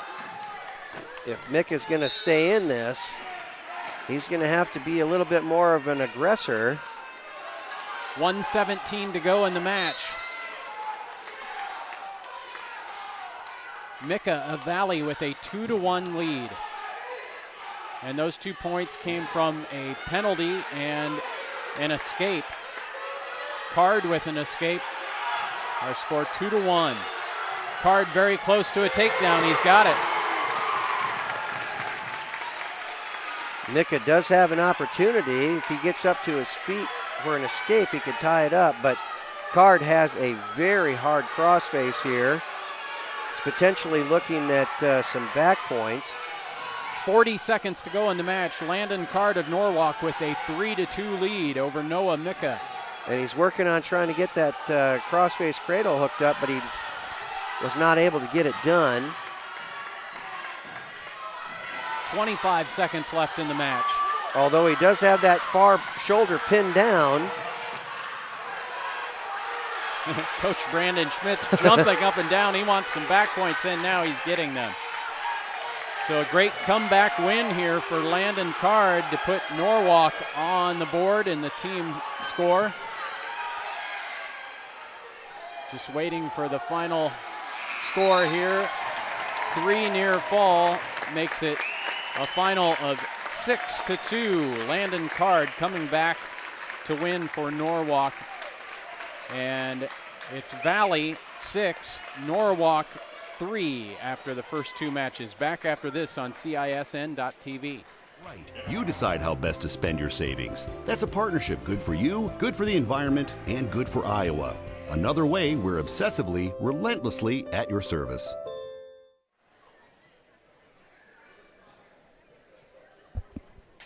In a 138-pound match, wrestling for Norwalk, Cade Schmidt. And wrestling for Valley, Jackson Lukehart. Jackson Lukehart of Valley finished 8th at the CIML tournament. He's a senior. And Caden Schmidt, a sophomore for Norwalk, quickly Lukehart with a takedown. Yes, he certainly didn't waste any time on getting that outside single and bringing him down.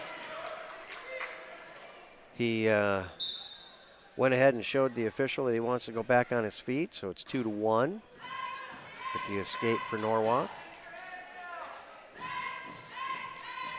Caden Schmidt in the duel against Lewis Central lost a 4-1 match to Tanner Higgins. If you're just tuning in, Norwalk beat Lewis Central 48-26. They had 8 wins in the 14 matches, and all 8 wins were by pin. This is our 3rd match of Valley and Norwalk. The winner of this duel will advance to the state dual meet tournament on next Wednesday at Wells Fargo Arena. A nice double leg shot by Lukehart, and 2 more points makes it 4-1. Valley's Jackson Lukehart on top. Lukehart, after his first takedown, was pretty adamant on letting him up and trying to work for another takedown. This time not so much, as he does have the cradle hooked up and then lost it.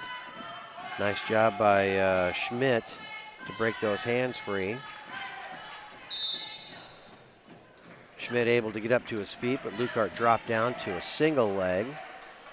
Got him pushed out of bounds, but we're looking at the two officials talking about what they saw or didn't see. Our officials, Jim Torvik of Waukee and Jesse McCready of Ankeny. Nice job by Lukehart getting Schmidt off his base and bellying him out.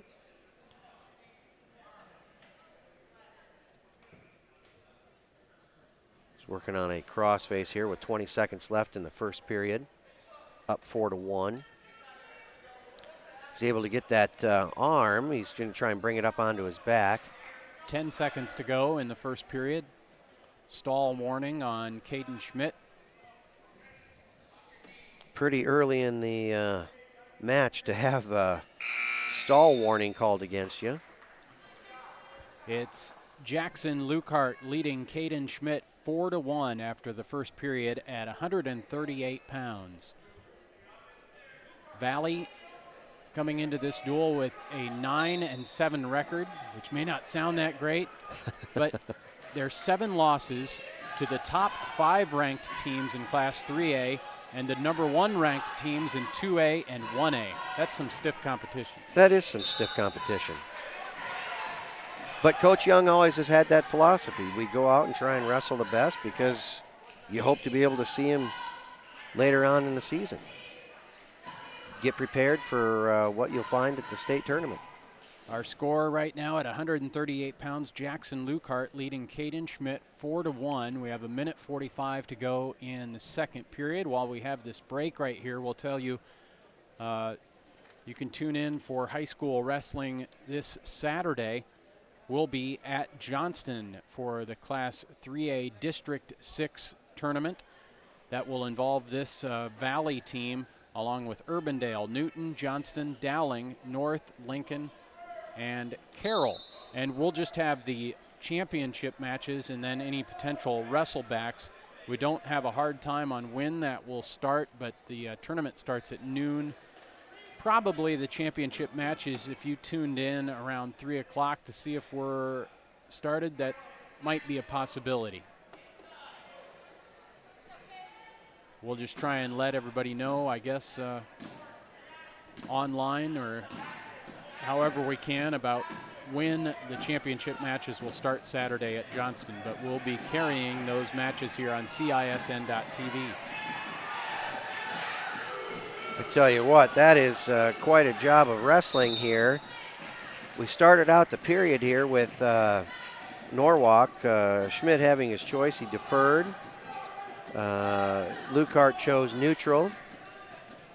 And both of them trying to get that takedown.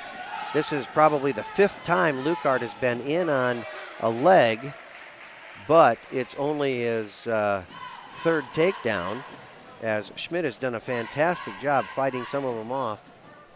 I'm pretty impressed with the Schmidt kid as being such a young wrestler and doing a nice job against some of these upperclassmen tonight.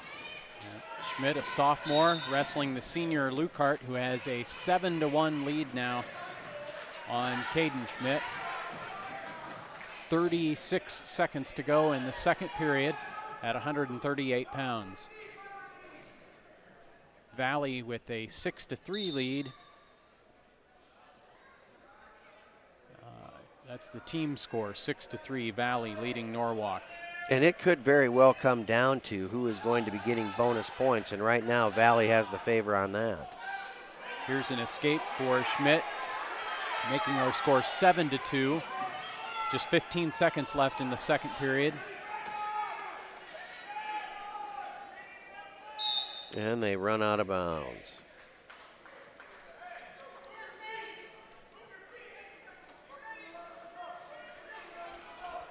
Norwalk with that win over Lewis Central, 19-3. That's a heck of a dual meet record for your season.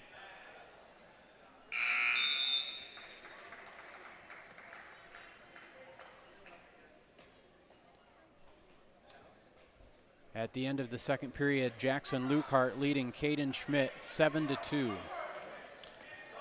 Schmidt does take the down down position, but Lukart wants to go to his feet, so it's 7-3 to start here. Lukart has been living off of those low singles on his 3 takedowns. Schmidt yet to get a takedown, but he's certainly the aggressor there as he backed Lukart up out of bounds. Schmidt has been warned for stalling once. Lukart is not, but he's going to have to stay moving forward to avoid that. Nice job on the double and then staying with it. Boy, good fight by Caden Schmidt. Lukart had what looked to be a sure takedown on the second shot, the reshot, but Schmidt certainly showing some gumption as he gets that takedown to bring it to 7-5 with a minute to go. Lukart with a 2-point lead, a minute to go in the match at 138 pounds. This is Caden Schmidt, the sophomore for Norwalk, on top.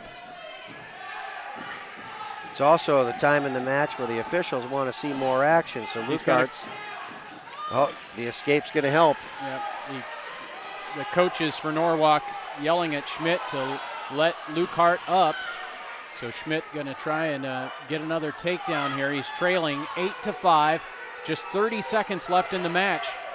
And Lukart takes a shot. Nice job on the outside single, but he's got to suck that knee in.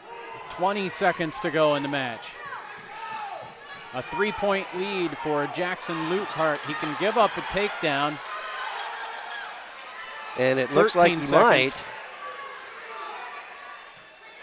Schmidt now trying for a throw, but they'll go off the edge of the mat. 6.4 seconds left. Jackson Lukart of Valley holding an 8-5 lead. And he gets a takedown. Yeah, Schmidt looking to get a last-ditch throw there, and he just slipped off the top. Couple of tough matches tonight for the Norwalk wrestler Caden Schmidt. He loses this one to Jackson Lukart 10-5. That gives Valley a 9-3 lead after 3 matches. We'll head to 145 pounds after this on CISN.TV. Here's to everyone who believes in competition and good sportsmanship, who knows it's not about the trophies or the medals, but rather the lessons learned. For those who understand, it's not whether you win or lose, just that you give your best. So go ahead, lace them up, take the field, have fun, and play. For the experience, for the memories, for the love of the game. Shields. At 145 pounds for the Valley Tigers, it's the 3rd-ranked wrestler in the state, sophomore Caleb Corbin. He was the Central Iowa Metro League champion at this weight. He finished 4th at state as a freshman at 132 pounds, and he's facing Norwalk's Caden Nunez. Nunez in on an early shot, but Corbin showing some incredible hip action. Got a lot of pressure down on that arm. He's got a crossface, and he's trying to decide whether to go butcher or crossface cradle.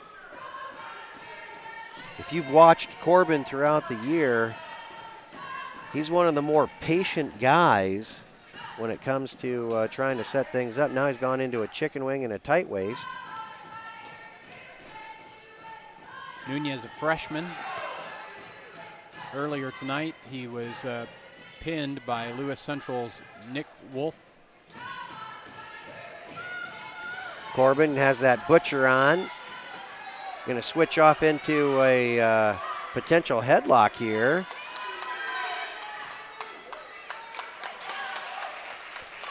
Nunez doing a great job fighting that off. 50 seconds left in the first period. 2-0 Corbin with the lead, looking for a pin here.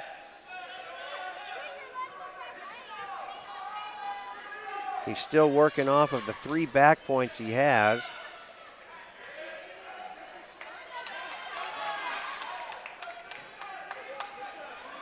Keeping that chicken wing. So no points awarded yet. There they go, 3 back points. 5-0 Corbin with 15 seconds left in the first period. And a potential for 3 more, or a match stoppage. 5 seconds left.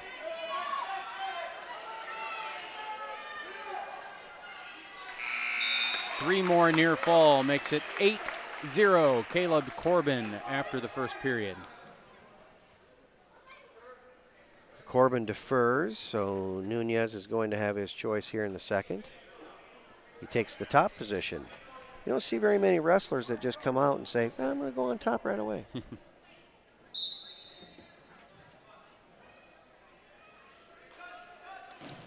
This Valley wrestling team made it to the state duels last year and finished 4th, and also finished 4th in the traditional tournament. Graduated a couple of pretty good wrestlers, though, both up at Iowa State with Grant Stotts and Joel Shapiro. They both red shirts? That's a great question. Sorry. The last I had talked to him, they hadn't made their decision, but I think Stotts may have. I'm not sure about Shapiro. Somebody out there watching knows. I think Stott's parents are watching, but I'm not going to give them the satisfaction of me not knowing. They didn't help me shovel any sidewalks today. Drove right by and just waved. Corbin putting Nunez on his back again, and he gets a pin. Up. So that makes our score Valley 15 and Norwalk 3. Back after this on CISN.TV. Moms typically get to make a majority of the healthcare decisions for their family. That can be a lot of pressure, but not for me, because I know the choice is ours. For medical tests like MRIs, X-rays, CAT scans, and of course mammograms, ask your doctor to refer you to Iowa Radiology.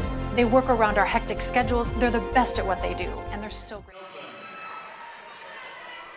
For Norwalk at 152 pounds, Carter Schmidt.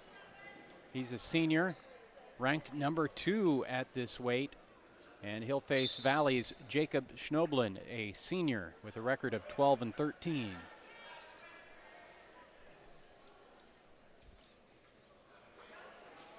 Nice job by Schmidt.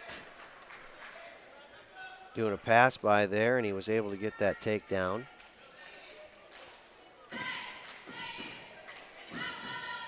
I think there's a reason he's ranked number 2. He's very smooth in the takedowns. His technique is pretty solid.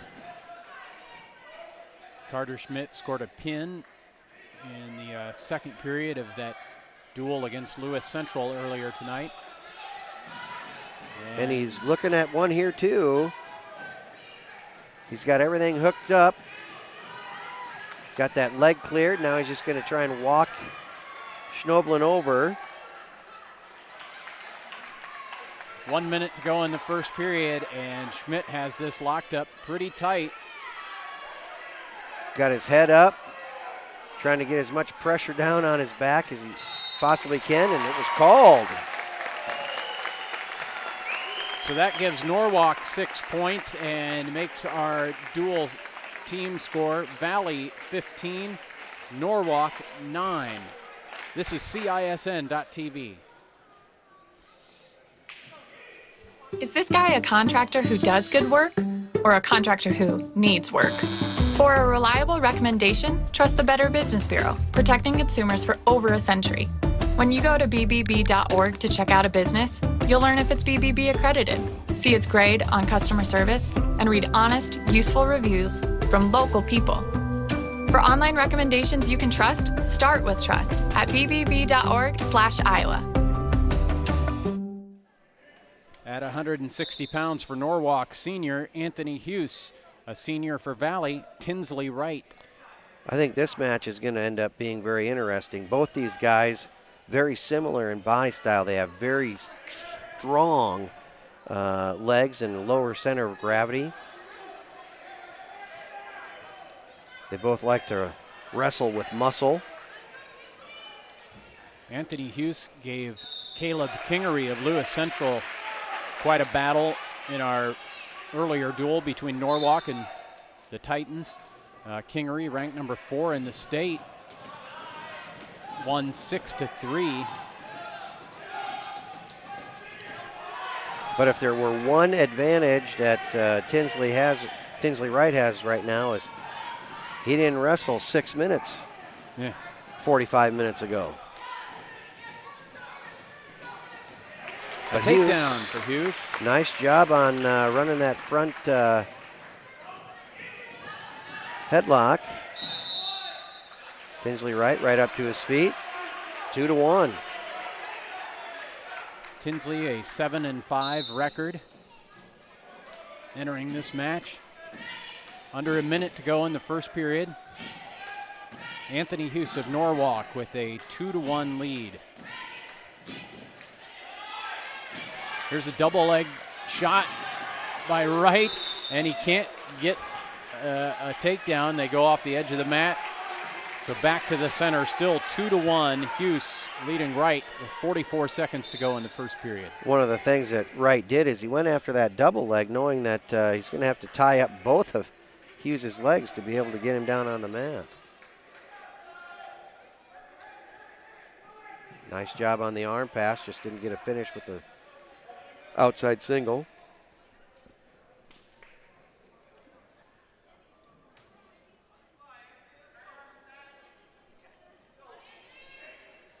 .15 seconds to go in the first period. Another shot by Wright. Good sprawl by Hughes. Strong sprawl. 10 seconds left. 5.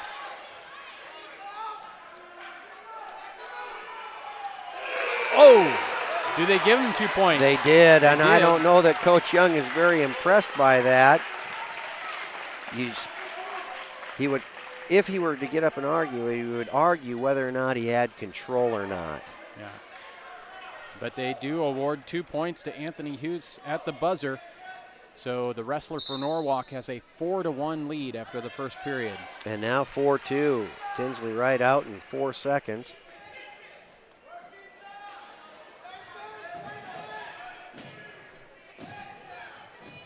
Both wrestlers going ear to ear again.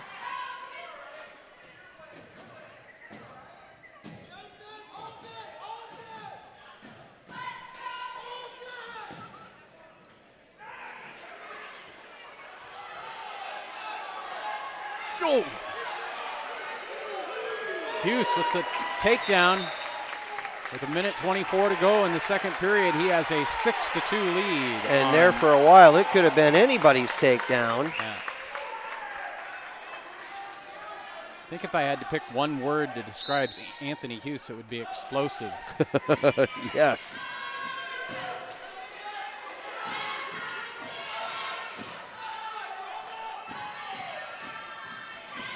Tinsley Wright was in on that long single, but he was able to sprawl out and push him back. He's looking in for... Hughes kind of trying to get ahead in the side cradle. Yeah. Under a minute to go now in the second period. Hughes, the wrestler on top for Norwalk, leads this match 6-2.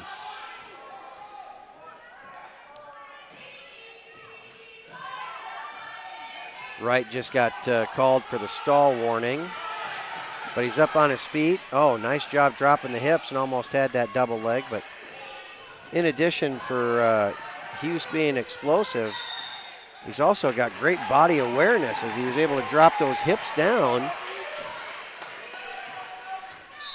Keep that shot away from him. 6-3, Hughes, the wrestler for Norwalk with the lead. 20 seconds to go in the second period. Wright in on another shot. Nice job on ducking down again. And there it is. He should throw a half in right now. That's right. He's 8 seconds left in the second period. He's still driving, but lost the arm. So 2 points for Tinsley Wright at the end of the second period. We've got quite a match here at 160 pounds. It's Hughes leading Wright by the score of 6-5. And Hughes is in the down position here for the final period.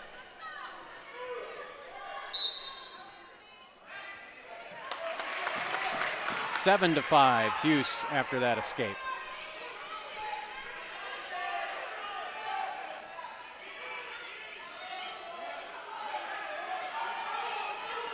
Who's going to have gas in the tank at the end of this match? Well, that's right.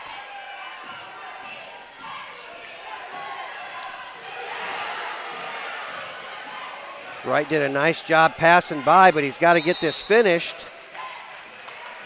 No points. A minute 30 left in the match. Hughes of Norwalk leading Wright 7-5.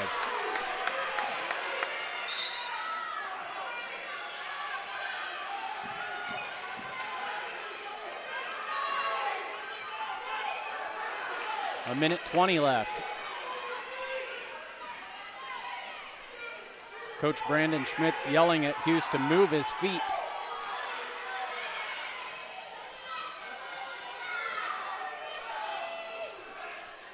Wright does have that stall against him. 1 minute left.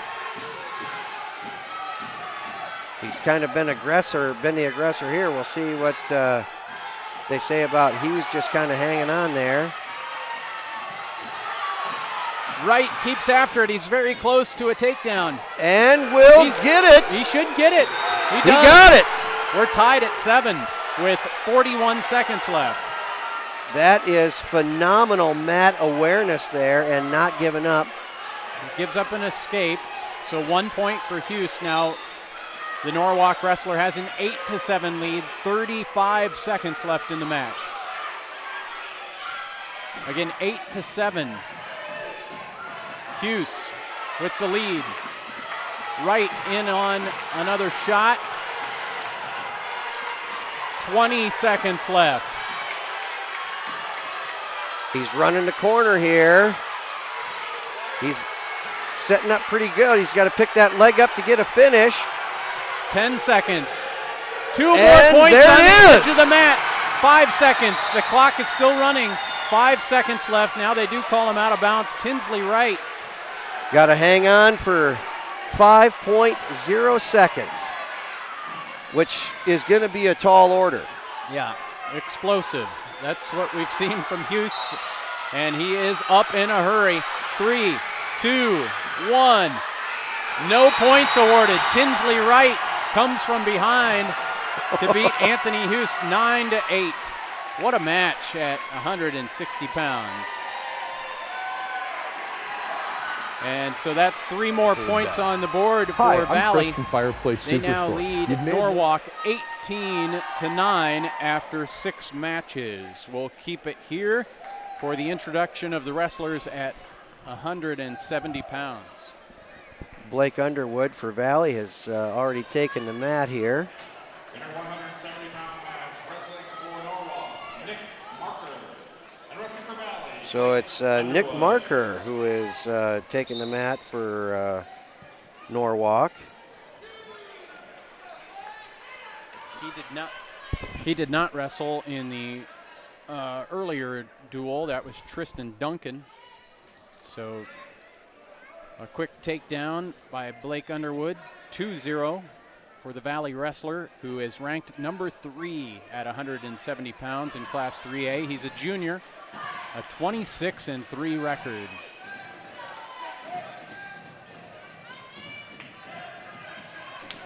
And he lets Marker go 2-1. Right back in on a shot. Marker did a great job sprawling out away from it, but Underwood still trying to keep the pressure on as he's moving forward. Blake finished 3rd in the CIML tournament, 8th last year at 160 pounds at the state tournament. Nice job on the high crotch, switching off to that single. And able to finish that takedown, move up 4-1. With 45 seconds to go in the first period.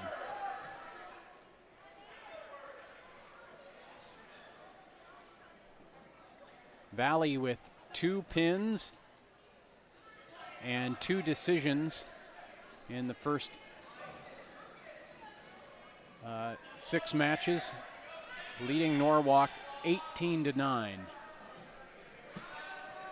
We're now at 170 pounds. Blake Underwood leading Nick Marker of Norwalk 4-1 with just 10 seconds left to go in the first period. Marker working hard to see if he can get a side roll here. Had the elbow hooked and pinned up against the body, but Underwood just moved very cautiously with it.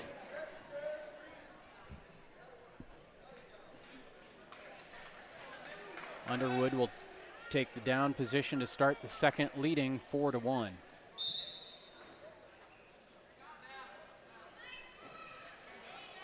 Looks for a switch.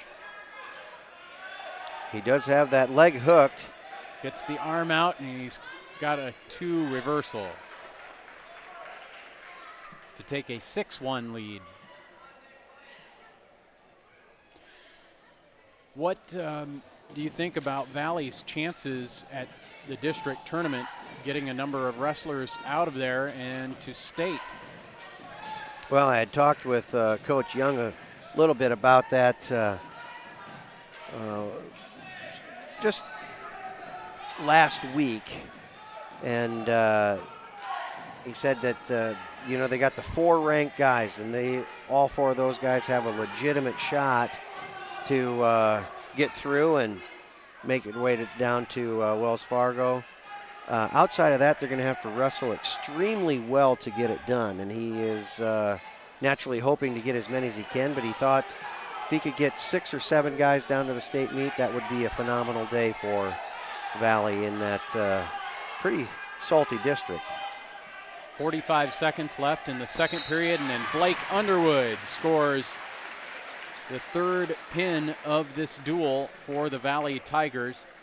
And it's now Valley 24, Norwalk 9 on CISN.TV. Hi, Ron here, head coach of Westside Auto Pros. When your car's on the injured reserve, you want to get it back in the game as soon as possible. I know that. That's why you need to bring it here to Westside Auto Pros. I have a team of experts that can fix almost every automotive injury, whether it's a fractured joint. Wrestling for Valley, CJ Stillman. Tristan Duncan, a sophomore for Norwalk, facing a junior for Valley, CJ Stillman. Duncan moved up where he wrestled 170 in that first duel, and Stillman getting a takedown and right to his back, got an additional 2 points for near fall. That was a quick hitter by Stillman. So quickly 4-0 for CJ Stillman, who has a 22-13 record in his junior season. He finished 6th at the CML tournament.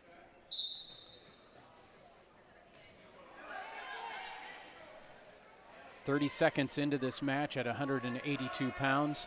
Nice side roll there by Duncan, but Stillman stayed with it all the way through.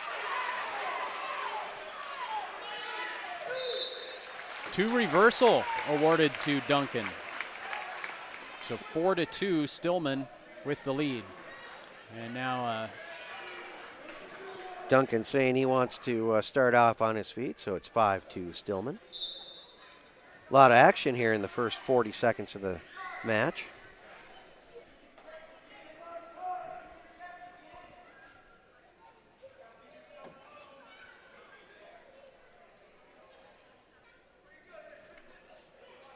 I think Stillman, Bracken Cobb coming up next for Valley. Those are 2 of the guys that Coach Young would really think have a shot to get to state.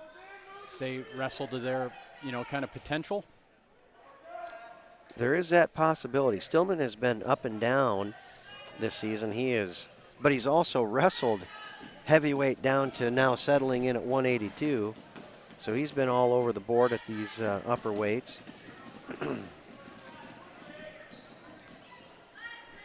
Stillman with a 5-2 lead on Tristan Duncan with under 30 seconds to go in the first period at 182 pounds. And he was looking to throw there, Stillman was, but Duncan did a nice job lowering his center of gravity and keeping the fight on his side there. 10 seconds left in the first period.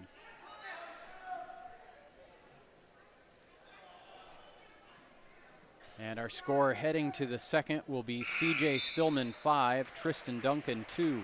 Holy smokes, that was just the first period? A lot of action.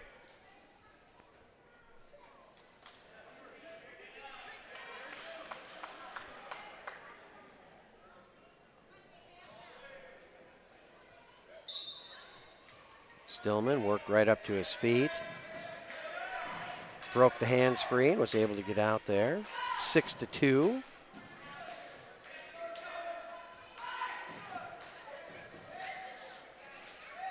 Just underway in the second period at 182 pounds here at Calderon Fieldhouse, Valley High School in West Des Moines. I'm Pat Curtis, Keith Bornis.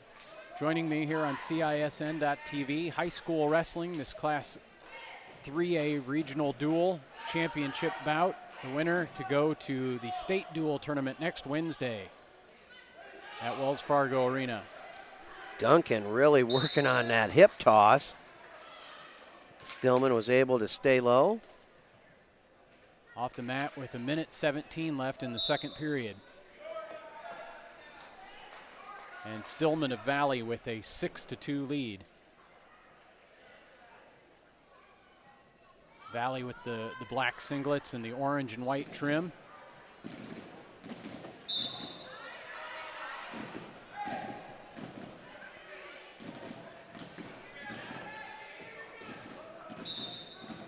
Norwalk's school colors are purple and gold. Not a lot of gold in their singlets. Here's a stall warning on Duncan for backing up. Stillman has been working on that same move where he gets up over the top of the head and reaches through to try and get that far knee to tip him over. It has worked once and gotten him off balance a couple of times, but both of these guys are looking to try and throw each other. There it is again. 30 seconds left in the second period. Stillman of Valley with a 6-2 lead. Now 20 seconds left off the edge of the mat.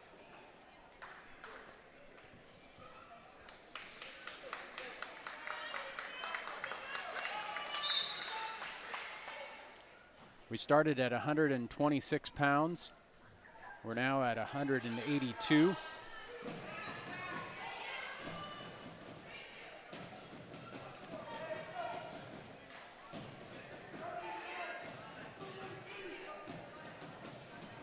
And we head to the third period with CJ Stillman of Valley leading Tristan Duncan 6-2. After 7 points in that opening period and all the action, we had just an escape by Stillman in the second. I was a little surprised here that Duncan didn't take the down position here to start the third, but into that neutral position for starting point is Stillman trying to go after that toss again. 1:46 to go in the match. A 3-point lead for Stillman. So I think Duncan did take down, but Stillman just gave him the automatic escape. Is that? Yeah, maybe it is. At least that's what the score is That's on what the the board. score does show, doesn't it? Stillman leading 6-3. Stillman working around behind Duncan to try and get be able to pick him up to bring him down to the mat, but each time he's gone around so far, Duncan has been able to get into a situation where he is potentially in a position to throw, but because Stillman has kept the pressure on him, Duncan just got called for stalling again, so he ended up getting that point back. 7-3, Stillman with the lead. 1 minute to go in the match.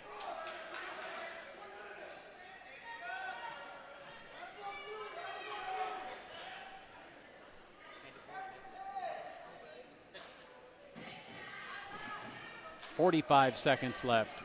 A 4-point lead for C.J. Stillman of Valley at 182 pounds. And another stall call and one more point for Stillman. 8-3. 8-3.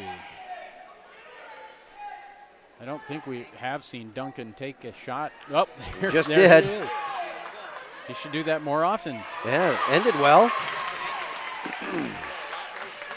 2 points for Tristan Duncan, an escape for Stillman. Our score now 8-5, 9-5. 9-5. With 17 seconds left. So not much time for Duncan. He needs a big move here with just 10 seconds left. That's a great shot, but straight ahead, not at an angle. And Stillman able to finish this up with another takedown for an 11-5 victory. C.J. Stillman beating Tristan Duncan 11-5. It's now Valley 27, Norwalk 9 on CISN.TV. Or if your car just got its bell rung, no problem. We can even do a complete physical on your car to make sure it's game ready for the entire season. So bring your car to Westside Auto Pros and we'll get it back in the starting lineup in no time. Hey, you guys are dogging it back here. Let's move it, move it, move it. At 195 pounds now, Jason Kritzler scored a pin in the Lewis Central duel, and he now faces Valley's Bracken Cobb, a senior for the Tigers, 21-13. This should be a good match. It should. Bracken Cobb is planning on playing football in college. He hasn't determined where he's going to go yet, but one of the things that Valley High School does is on National Signing Day, which is today, they have a nice presentation for any of the athletes that plan to go on to participate in college athletics. And so that happened today in the Stapleton Center. Cobb with a 2-point takedown here. He has determined that he does want to play football, but he hasn't decided where yet. All right. And we also found out today that Nick Oldham signed with Ohio State. Another wrestler, Avery Bonacci, is going to go to Iowa Central and play football. All right. We do have one more to talk about here in just a little bit. Ooh, and this is Cobb locking up a cradle, taking Jason Kritzler to his back, and a pin for Bracken Cobb. So 6 more points on the board for Valley. That makes it 33-9. And it's now decision-making time as Norwalk is going to present their wrestler first. And once he checks into the table, we'll decide who he's going to be wrestling. And it does look like it's going to set up the bout people have been looking for tonight.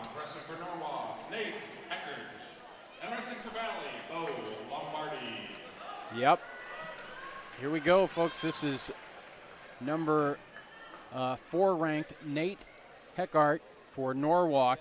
And wrestling at 220 pounds for the first time this season for Valley is Bo Lombardi. And he was ranked number 1 at heavyweight for much of the season, but lost a few matches. He's 24-3 overall. He finished 5th at the CIML tournament, but he's cut down to 220.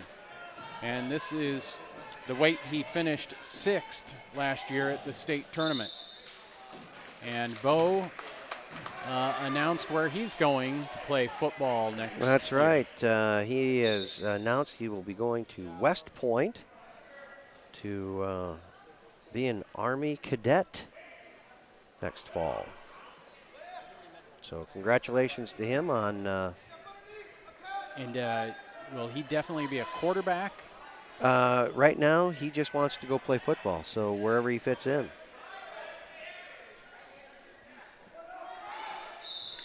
So a couple of seniors squaring off here at 220 pounds. Heckert scored a pin in the first period earlier tonight over the wrestler from Lewis Central. One of 8 pins for the Warriors in that duel against the Titans. And so far, this match has been everything we figured it would be. Both these guys trying to figure out balance right now, where they think they can get a little bit of an advantage, get them off balance just a little bit, and then take advantage of it. So they've been ear to ear most of this first period so far, as Lombardi tries an attempt at a heel pick, but Heckert be able to move his feet back and get out of the way.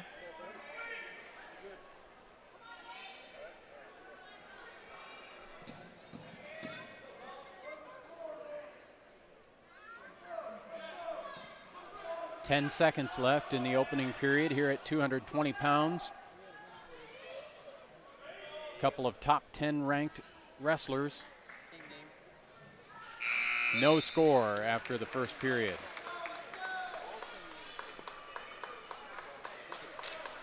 Lombardi taking the down position here right away.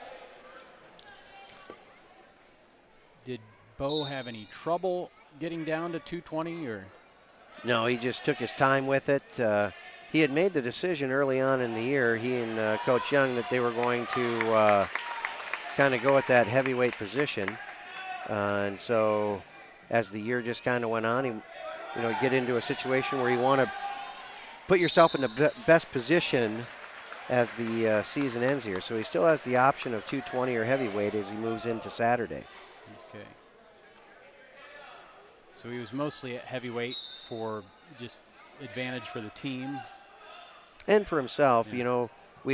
he was probably going to start out ranked in the top 5, whether it was heavyweight or 220. And for himself, it was just easier to stay at that at the heavyweight as the season progressed. But yeah, this is going to set up an interesting question as to where he goes here for districts and hopefully state. Bo Lombardi with an escape. That's our first point of this match. It's Valley's Lombardi leading Nate Heckert of Norwalk 1-0 midway through this match. A minute to go in the second period.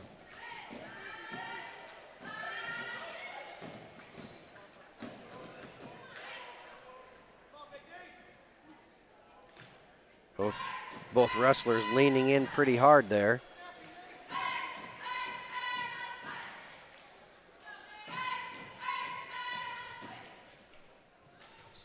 .30 seconds left in the second period. 1-0 Lombardi of Valley. Heckert getting over under there. Now he's got a double underhook. Bo pushing those legs away. Off the mat with 16 seconds left in the second period. Well, you can rest assured we've never seen a Lombardi do a headlock on anybody in the 6 years we've seen Lombardi's wrestling for Valley. Bo almost had one set up there, but they were off the mat.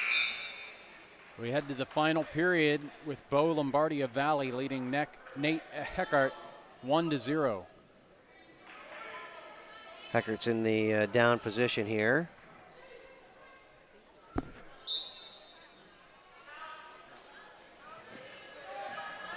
It looks at least to start that Bo wants to try and ride. Yeah.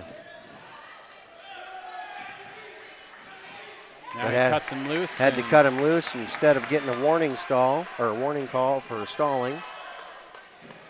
So 1-1 with 1:35 to go in the match. Neither wrestler has come very close to getting a takedown.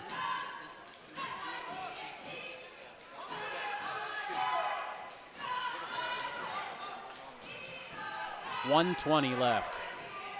There's Heckart with the shot. Nice shot there by Heckart, but he just doesn't have the length that Lombardi has, and so the shot ended up being just too long. Now Lombardi with an underhook and a far wrist. Got that head into the neck of Heckart. 1 minute left. We're tied at 1.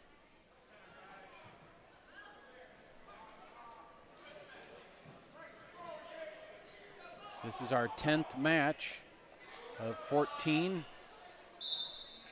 Valley in control of the team score 33-9. The score of this match is 1-1 with 44 seconds left.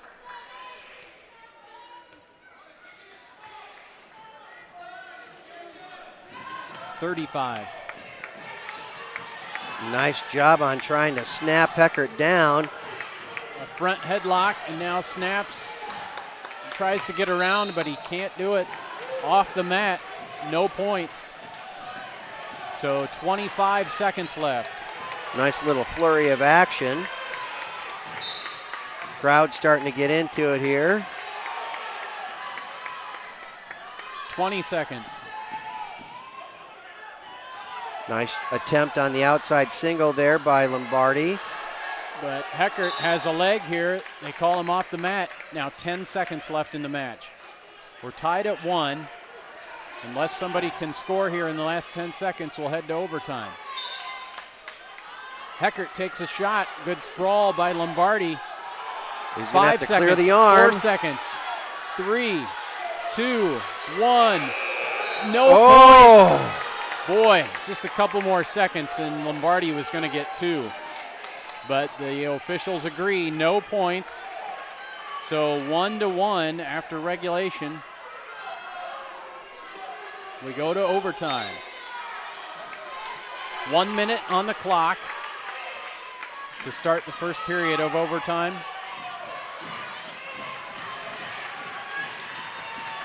Again, a couple of top 10 ranked wrestlers here going head to head at 220 pounds. And a stall call on Heckart. Just a warning, no points. 43 seconds left, and here's a caution against Heckart for jumping the whistle. Again, 41 seconds left in the first period of overtime.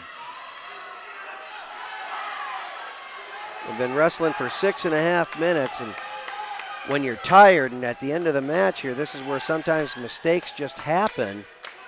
Both wrestlers still got to stay focused in on what they want to try and get done here with 20 seconds to go in overtime. 15 seconds. 10, 9, and down to 5 seconds. There's going to possibly be a stall called. Norwalk wants to get a stall warning on Lombardi.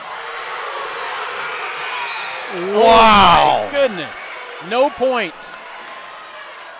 So now a flip to decide who will go. Okay, so Heckart defers. Lombardi goes down.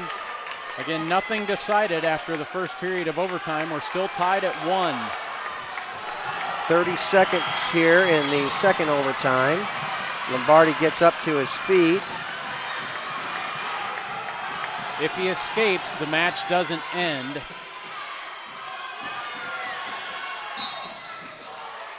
Still Heckert with the lead here. And Heckert does have a stalling warning on him. So if Lombardi gets to his feet and he's not returned to the mat, but he's just got to get up to his feet again. Lombardi gets the one escape. He leads 2-1 with 10 seconds left. Heckert will get a chance to go down in the final period here. So 2-1 Lombardi. We're in overtime and 30 seconds on the clock. Lombardi will try and ride out Heckert. And he's got the leg hooked in with a half. He's barring that half. It's power half in there. Heckert's in trouble. He is in trouble. 15 seconds. Lombardi now turns him and is going for a pin. And it's over. Wow. How about that? A fall with 10 seconds left in overtime. And Bo Lombardi gives Valley a 39-9 lead as we head to heavyweight on CISN.TV. Stronger, faster, healthier. You want more. You want to be part of something bigger than yourself. A place for people of all ages, all walks of life, that provides opportunities for all to succeed. We do that. We're the why. Build more than muscle. A couple of seniors going head-to-head here at 285 pounds for Valley. Brantley Cox for Norwalk, Bryce Coles. And the 220-pound match, not a lot of scoring, but did not disappoint in terms of just constant action and fighting, and nothing decided until the very end when Bo Lombardi turned Nate Heckert and pinned him in overtime. You know, it could be argued that if it's going to be a big-time match like that was, you should just forget everything else and just wrestle the final 30 seconds and call it.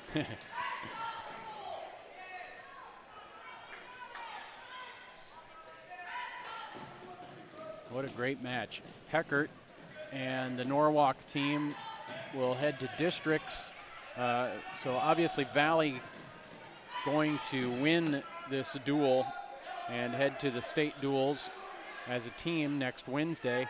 Norwalk will start to focus their attention on the district tournament this Saturday. They're at Des Moines East with some real powerhouse teams like Southeast Polk and Ankeny. So some of these Norwalk wrestlers have a tough road to get to the traditional state tournament next week. 40 seconds left in the first period. No score here at heavyweight between Cox and Coles. Yeah, it's starting out a lot like the 220-pound match. Coles trying to lock up, and Cox throws him to the mat. No points. Now 15 seconds left in the first period.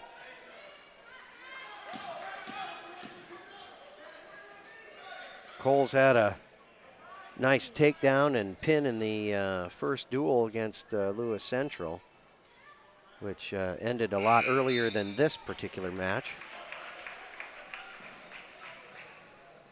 0-0 at heavyweight headed to the second period.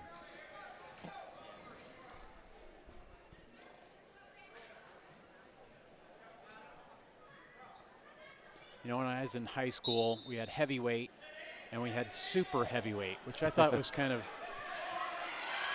I don't know, just mean.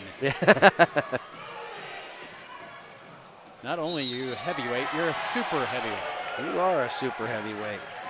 Here's an escape for Coles. 1-0 for the Norwalk wrestler.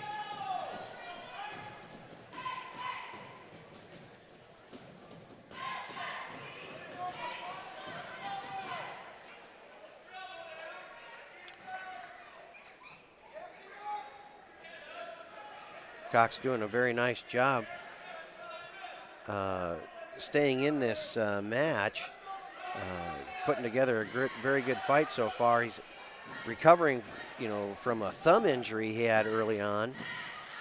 Well, actually not so early on, just happened here in January. But it seems to be okay as he's pressing on that elbow with it pretty well. 1 minute to go in the second period. Coles of Norwalk leading Brantley Cox 1-0.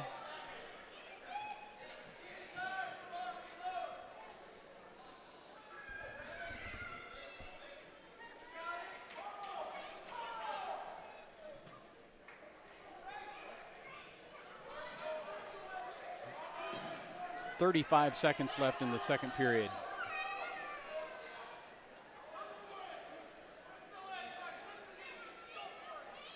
Yes, this muscling chess match has not allowed anybody to gain much of an advantage other than the escape at the start of the second period here. And Cox more than likely will take the down position to start the third. Just 5 seconds left in the second.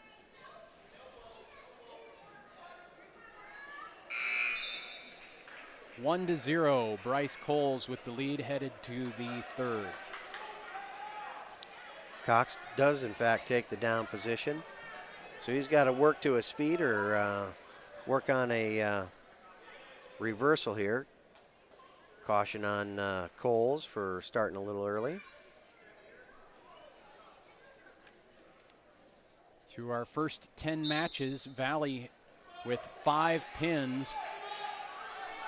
They have a 39-9 lead over Norwalk here in the 11th match at heavyweight between Bryce Coles and Brantley Cox. This match is tied at 1 in the third period, 1:40 to go. It sounds an awful lot like the 220-pound match. Yep, exact same score that we had in that match between Lombardi and Heckert, which Bo Lombardi won by fall in overtime. 1:15 left in this match. We're tied at 1.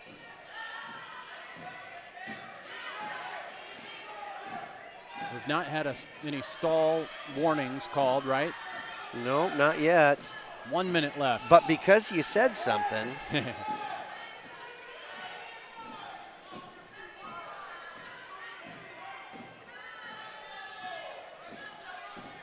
Under 50 seconds. Now 45. We're tied at 1. Heavyweight match between Norwalk and Valley. Both of these wrestlers have done a nice job initiating a first move, but they've blocked the second move or they've just stopped after the first move. And anymore, you have to put several moves together, be thinking several moves ahead if you're going to get an opportunity to do something. And Coles tried to do a step through to throw. He had a double underhook, but Cox just kind of stepped into it and got a takedown, gives Coles an escape. So now 5 seconds left. And another takedown at the wire here.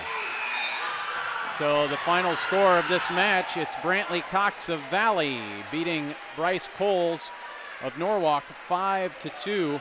That moves our team score to Valley 42, Norwalk 9. Back with the lightweights after this on CISN.TV.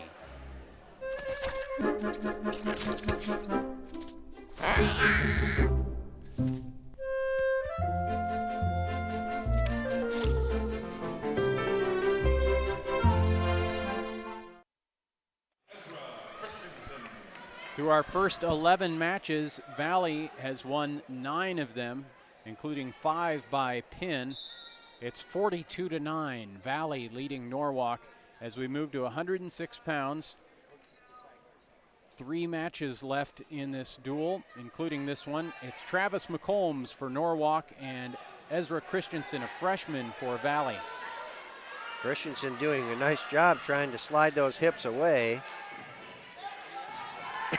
But McCombs still in control of the potential takedown here. McCombs, a junior, and Christensen, a freshman.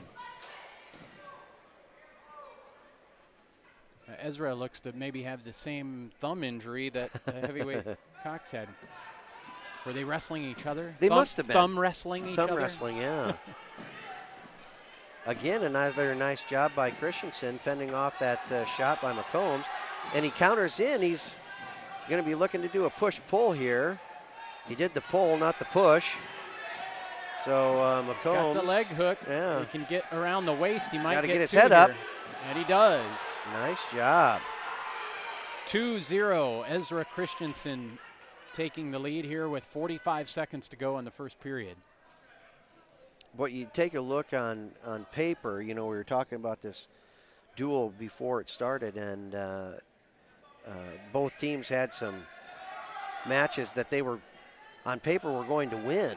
But Valley has certainly capitalized, and I would not have predicted a 42-9 margin at this point in the match. Valley has really fed off of some of the victories, as they've had 6 victories in a row since Carter Schmidt had the pin over Jacob Schnoblin. And Christensen, on paper, is not favored to win this, but he is certainly in the match right now, just feeding off some of that energy that Valley has collected throughout the night. In addition to Carter Schmidt scoring that pin at 152, the other win for Norwalk was at 132. Landon Card beating Noah Micka 6-2. After the first period at 106 pounds, we're tied at 2. Yeah, Coach Young not very pleased that Christensen just kind of gave up the 2-point reversal there with 3 seconds to go. Christensen going to start this second period in the down position.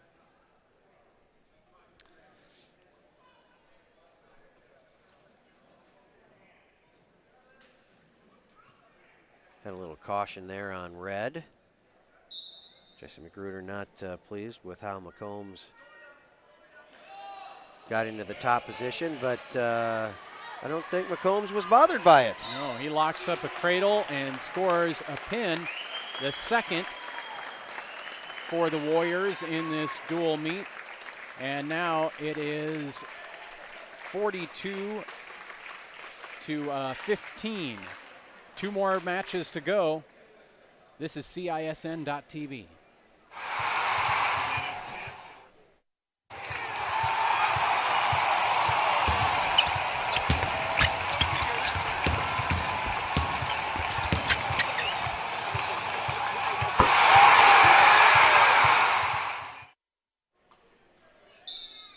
Travis McCombs with the pin for Norwalk at 106 pounds. That makes our score Valley 42, Norwalk 15. 2 matches left, starting with this one at 113 pounds. For Valley, Dylan Falacaro, a sophomore, and Grant Harbor, the sophomore for Norwalk, gets a takedown. He's ranked number 6 at this weight after qualifying for state at 103 pounds last year as a freshman. Harbor did a nice job on that initial takedown and shot back in again here after he let Falacaro out. He was on his way to a takedown again here, but got called for a potentially dangerous move as his knee got into a precarious situation.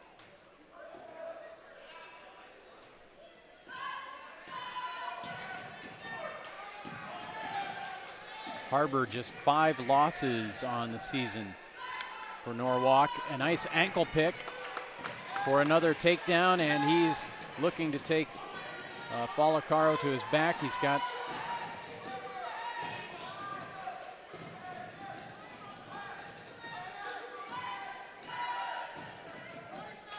that arm pressed across the back. 30 seconds left in the first period. Now he's working that head and the side.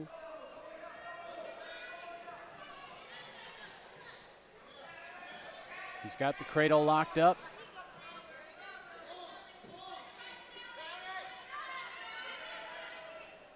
Couple of points there. He's holding on to a 2-point near fall. See if he can build on that. 5 seconds to go in this first period.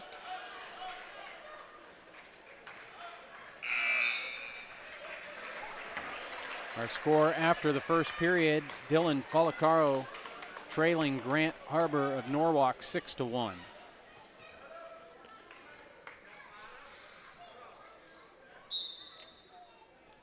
Harbor on a switch attempt there right off the whistle. Falacaro with the deep waist, able to prevent that. Now Falacaro has to drop down to a single to try and get Harbor back down on the mat, and he does, but Harbor getting some pressure on that shoulder there. He's got a whizzer in and just walks it around behind for a reversal. 8-1. Grant Harbor leading Dylan Falacaro in the second period at 113 pounds.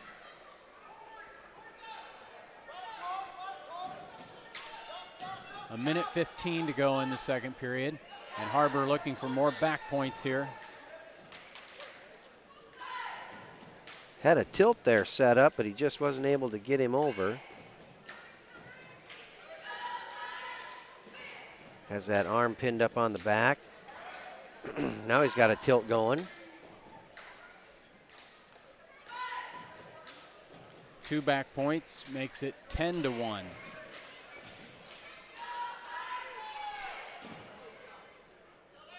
He's working on that crossface cradle, but Falacaro able to pull the hand off the arm.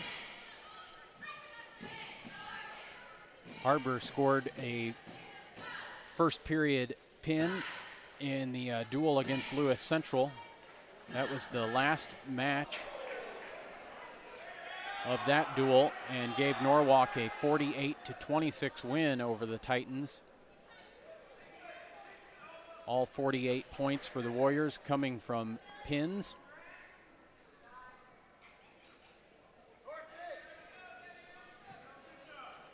At the end of the second period, it's Grant Harbor leading Dylan Falacaro 10-1.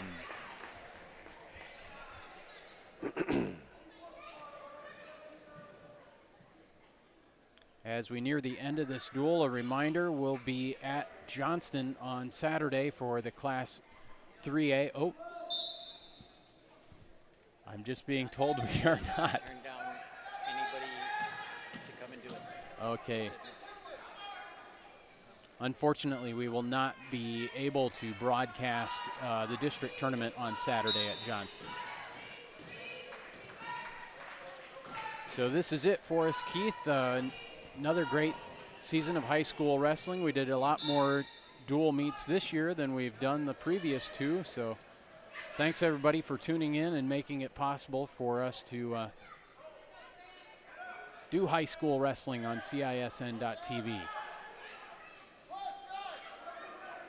A minute 30 left in the third period. Valley leading Norwalk 42-15 in the team score, and in this match at 113 pounds, it's 14-2. Grant Harbor trying to maybe score a tech fall if he can here, or maybe a pin for Norwalk. He decides to let Falacaro escape, so it's now 14-4.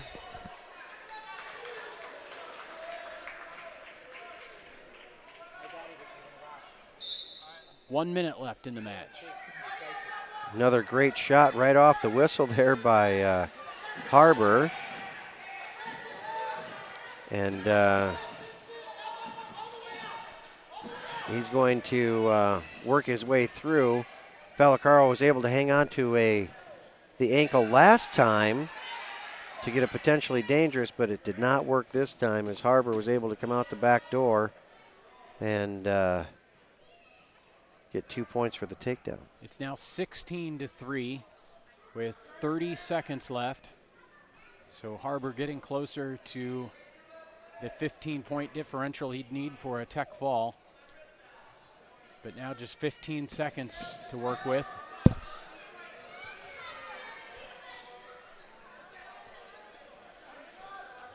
And our final score at 113 pounds will be a major decision for Grant Harbor of Norwalk, beating Dylan Falacaro 16-3.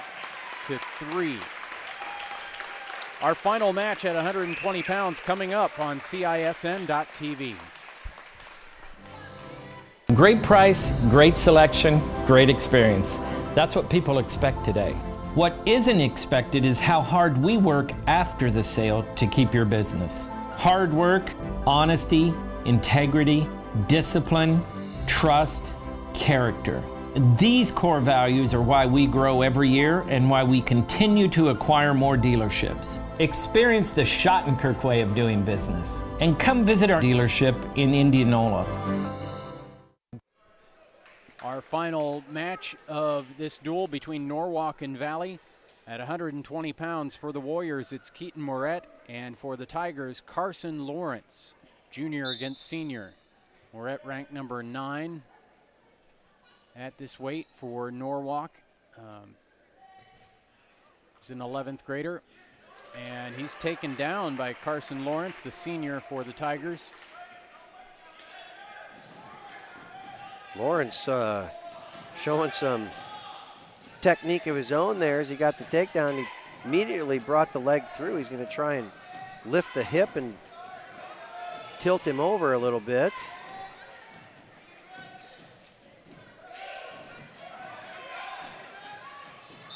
Moore doing a nice job of getting his hip back down and squaring up with the mat rather than having that hip exposed.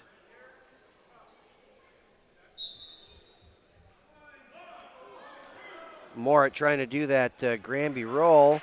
He was caught there for a moment, gave up 2 back points, but then did get the reversal. So nice job by Morat to continue through. He gives Lawrence the escape. Our score right now is Carson Lawrence of Valley 5, Keaton Morat 2. 50 seconds left in the first period.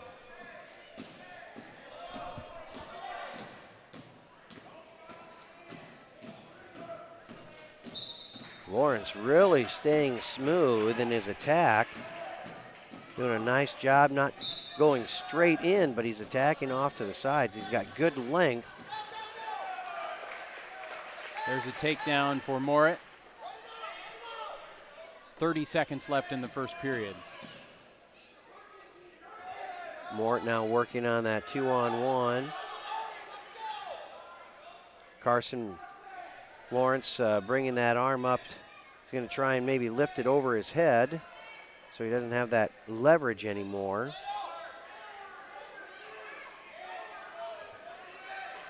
Valley winning 9 of the first 13 matches here, 5 of them by pin. So the Tigers will move to the state dual meet tournament next Wednesday at Wells Fargo Arena. The Tigers finished 4th at the dual tournament last year. Our final match here at 120 pounds, we start the second period with the score, Carson Lawrence 5, Keaton Morat 4.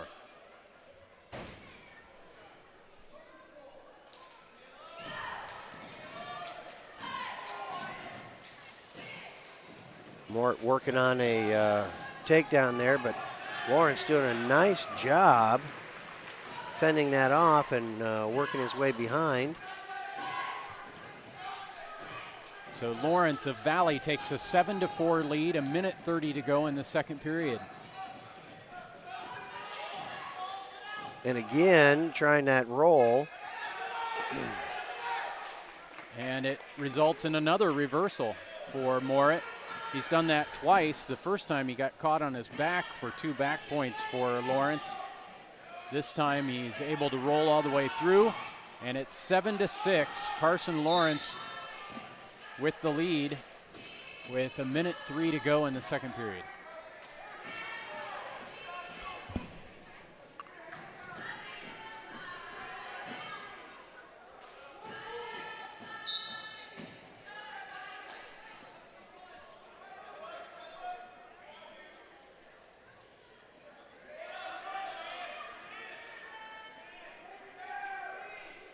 .50 seconds left in the second period. Moore doing a nice job putting pressure on him, but Carson able to pry the hand off one of his arms and work his way up to his feet, but he was pushed out of bounds. So Lawrence is still down, but up 7-6.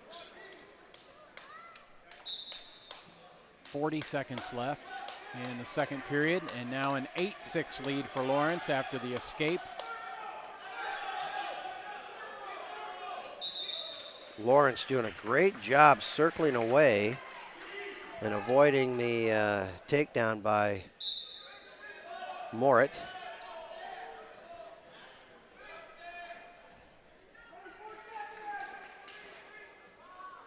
Lawrence of Valley has an 8-6 lead. There's 15 seconds left in the second period. Another shot by Morit, and he ties the match up at 8. Lawrence initially did a nice job sprawling away from it, but 3 seconds. And we'll head to the third period tied 8-8.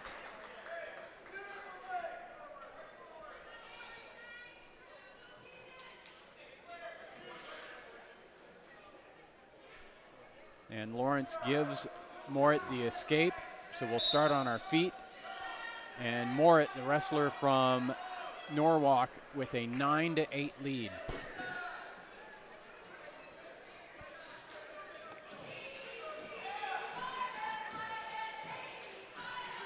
There's a potential we could have more scoring in this match than we had in the Super Bowl.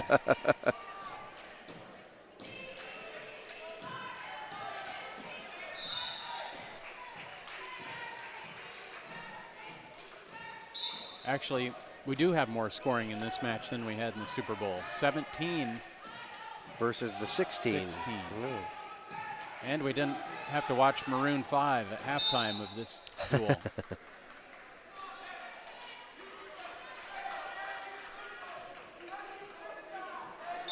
Keaton Morit of Norwalk, a 9-8 lead, 1:15 left in the third period.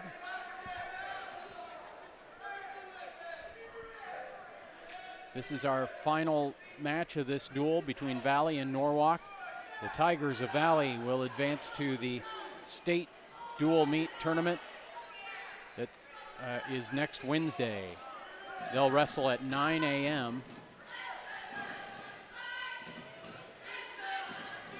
But they're going to have a tough draw if they go in as potentially the 7 seed. I don't know. I mean, the association will look at, who qualified and all those different things. But on paper right now, Valley would be the 7th seed, and they would end up having a draw of Waverly Shell Rock. And Morit working on some points here. He leads by 1, 9-8, 15 seconds left in the match. Now Morit just kind of trying to hang on. 10 seconds. 5. And Morit is going to hang on for the 9-8 victory. And that makes our final team score Valley 42, Norwalk 22. Back after this on CISN.TV. Introducing the new Carhartt shop at G&L Clothing. All the Carhartt you've dreamed of under one roof. Some call it Carhartt Heaven. Stop in today and see for yourself, but be prepared to stay for a while. The new Carhartt shop at G&L Clothing, open 7 days a week, 1801 Ingersoll. Online at gndlclothing.com. G&L Clothing. Your size, your style, we've got it all. Hi, Ron here, head coach of Westside Auto Pros. When your car's on the injured reserve, you want to get it back in the game as soon as possible. I know that. That's why you need to bring it here to Westside Auto Pros. I have a team of experts that can fix almost every automotive injury, whether it's a fractured joint, a brake, or if your car just got its bell rung, no problem. We can even do a complete physical on your car to make sure it's game ready for the entire season. So bring your car to Westside Auto Pros and we'll get it back in the starting lineup in no time. Hey, you guys are dogging it back here. Let's move it, move it, move it. The West Des Moines Valley Tigers advance to the state dual team championship by winning this regional here tonight in their gymnasium, beating Norwalk 42-22. The Tigers winning 9 of the 14 matches, 5 of them by fall. Keith, your final thoughts on this tremendous night of wrestling here at Calderon Fieldhouse? I think that, this set up to be a very good duel. And Norwalk came in. I think they had a lot of confidence coming into this one after a big win over Council Bluffs Lewis Central. But, you started off with Nick Oldham getting the pin. They went up 6-3. Then it was 9-3. Caleb Corbin got his pin. Carter Schmidt got it back over on the Norwalk side. But I really think the turning point in this duel tonight was Tinsley Wright's victory over Anthony Hughes, and it just kind of got everybody electrified. And Valley went on a 5-point or a 5. They got the next 5 bouts and just rolled with it, and that really took Norwalk out of their rhythm. It took them out of their scheme. Valley had 42 points by then. Even though Norwalk was able to get the last 3, it wasn't enough. Yep. And so momentum playing a big part, and it got started right there at 160 pounds tonight. Yeah, Tinsley Wright, the senior, scoring a late takedown to beat Anthony Hughes 9-8, and that was the first of 6 straight wins for the Tigers, including a 220-pound matchup where Bo Lombardi wrestled at that weight for the first time this season. He'd been ranked number 6 at 285. He drops down to 220 to face 4th-ranked Nate Heckart, and Lombardi scores a pin in overtime in that key matchup. And then Brantley Cox, a winner at 285. Again, a pin for Travis McCombs of Norwalk at 106. Grant Harbor, a big win at 113, and Keaton Morit rounding out the duel with a win at 120 pounds for Norwalk. Again, our final, Valley beating the Warriors 42-22 to advance to the state dual team tournament next Wednesday at Wells Fargo Arena. The Tigers will wrestle at 9 a.m. If you're hoping to find out their opponent, we should know that tonight, depending on some things. You can check the Iowa High School Athletic Association website for the dual team pairings later tonight, but we don't know sitting here right now if some things were changed because of the weather. Right. But thank you to Keith Bornes for broadcasting high school wrestling with me this season, and we'll catch up with you next year during the high school wrestling season here on CISN.TV. Have a good night.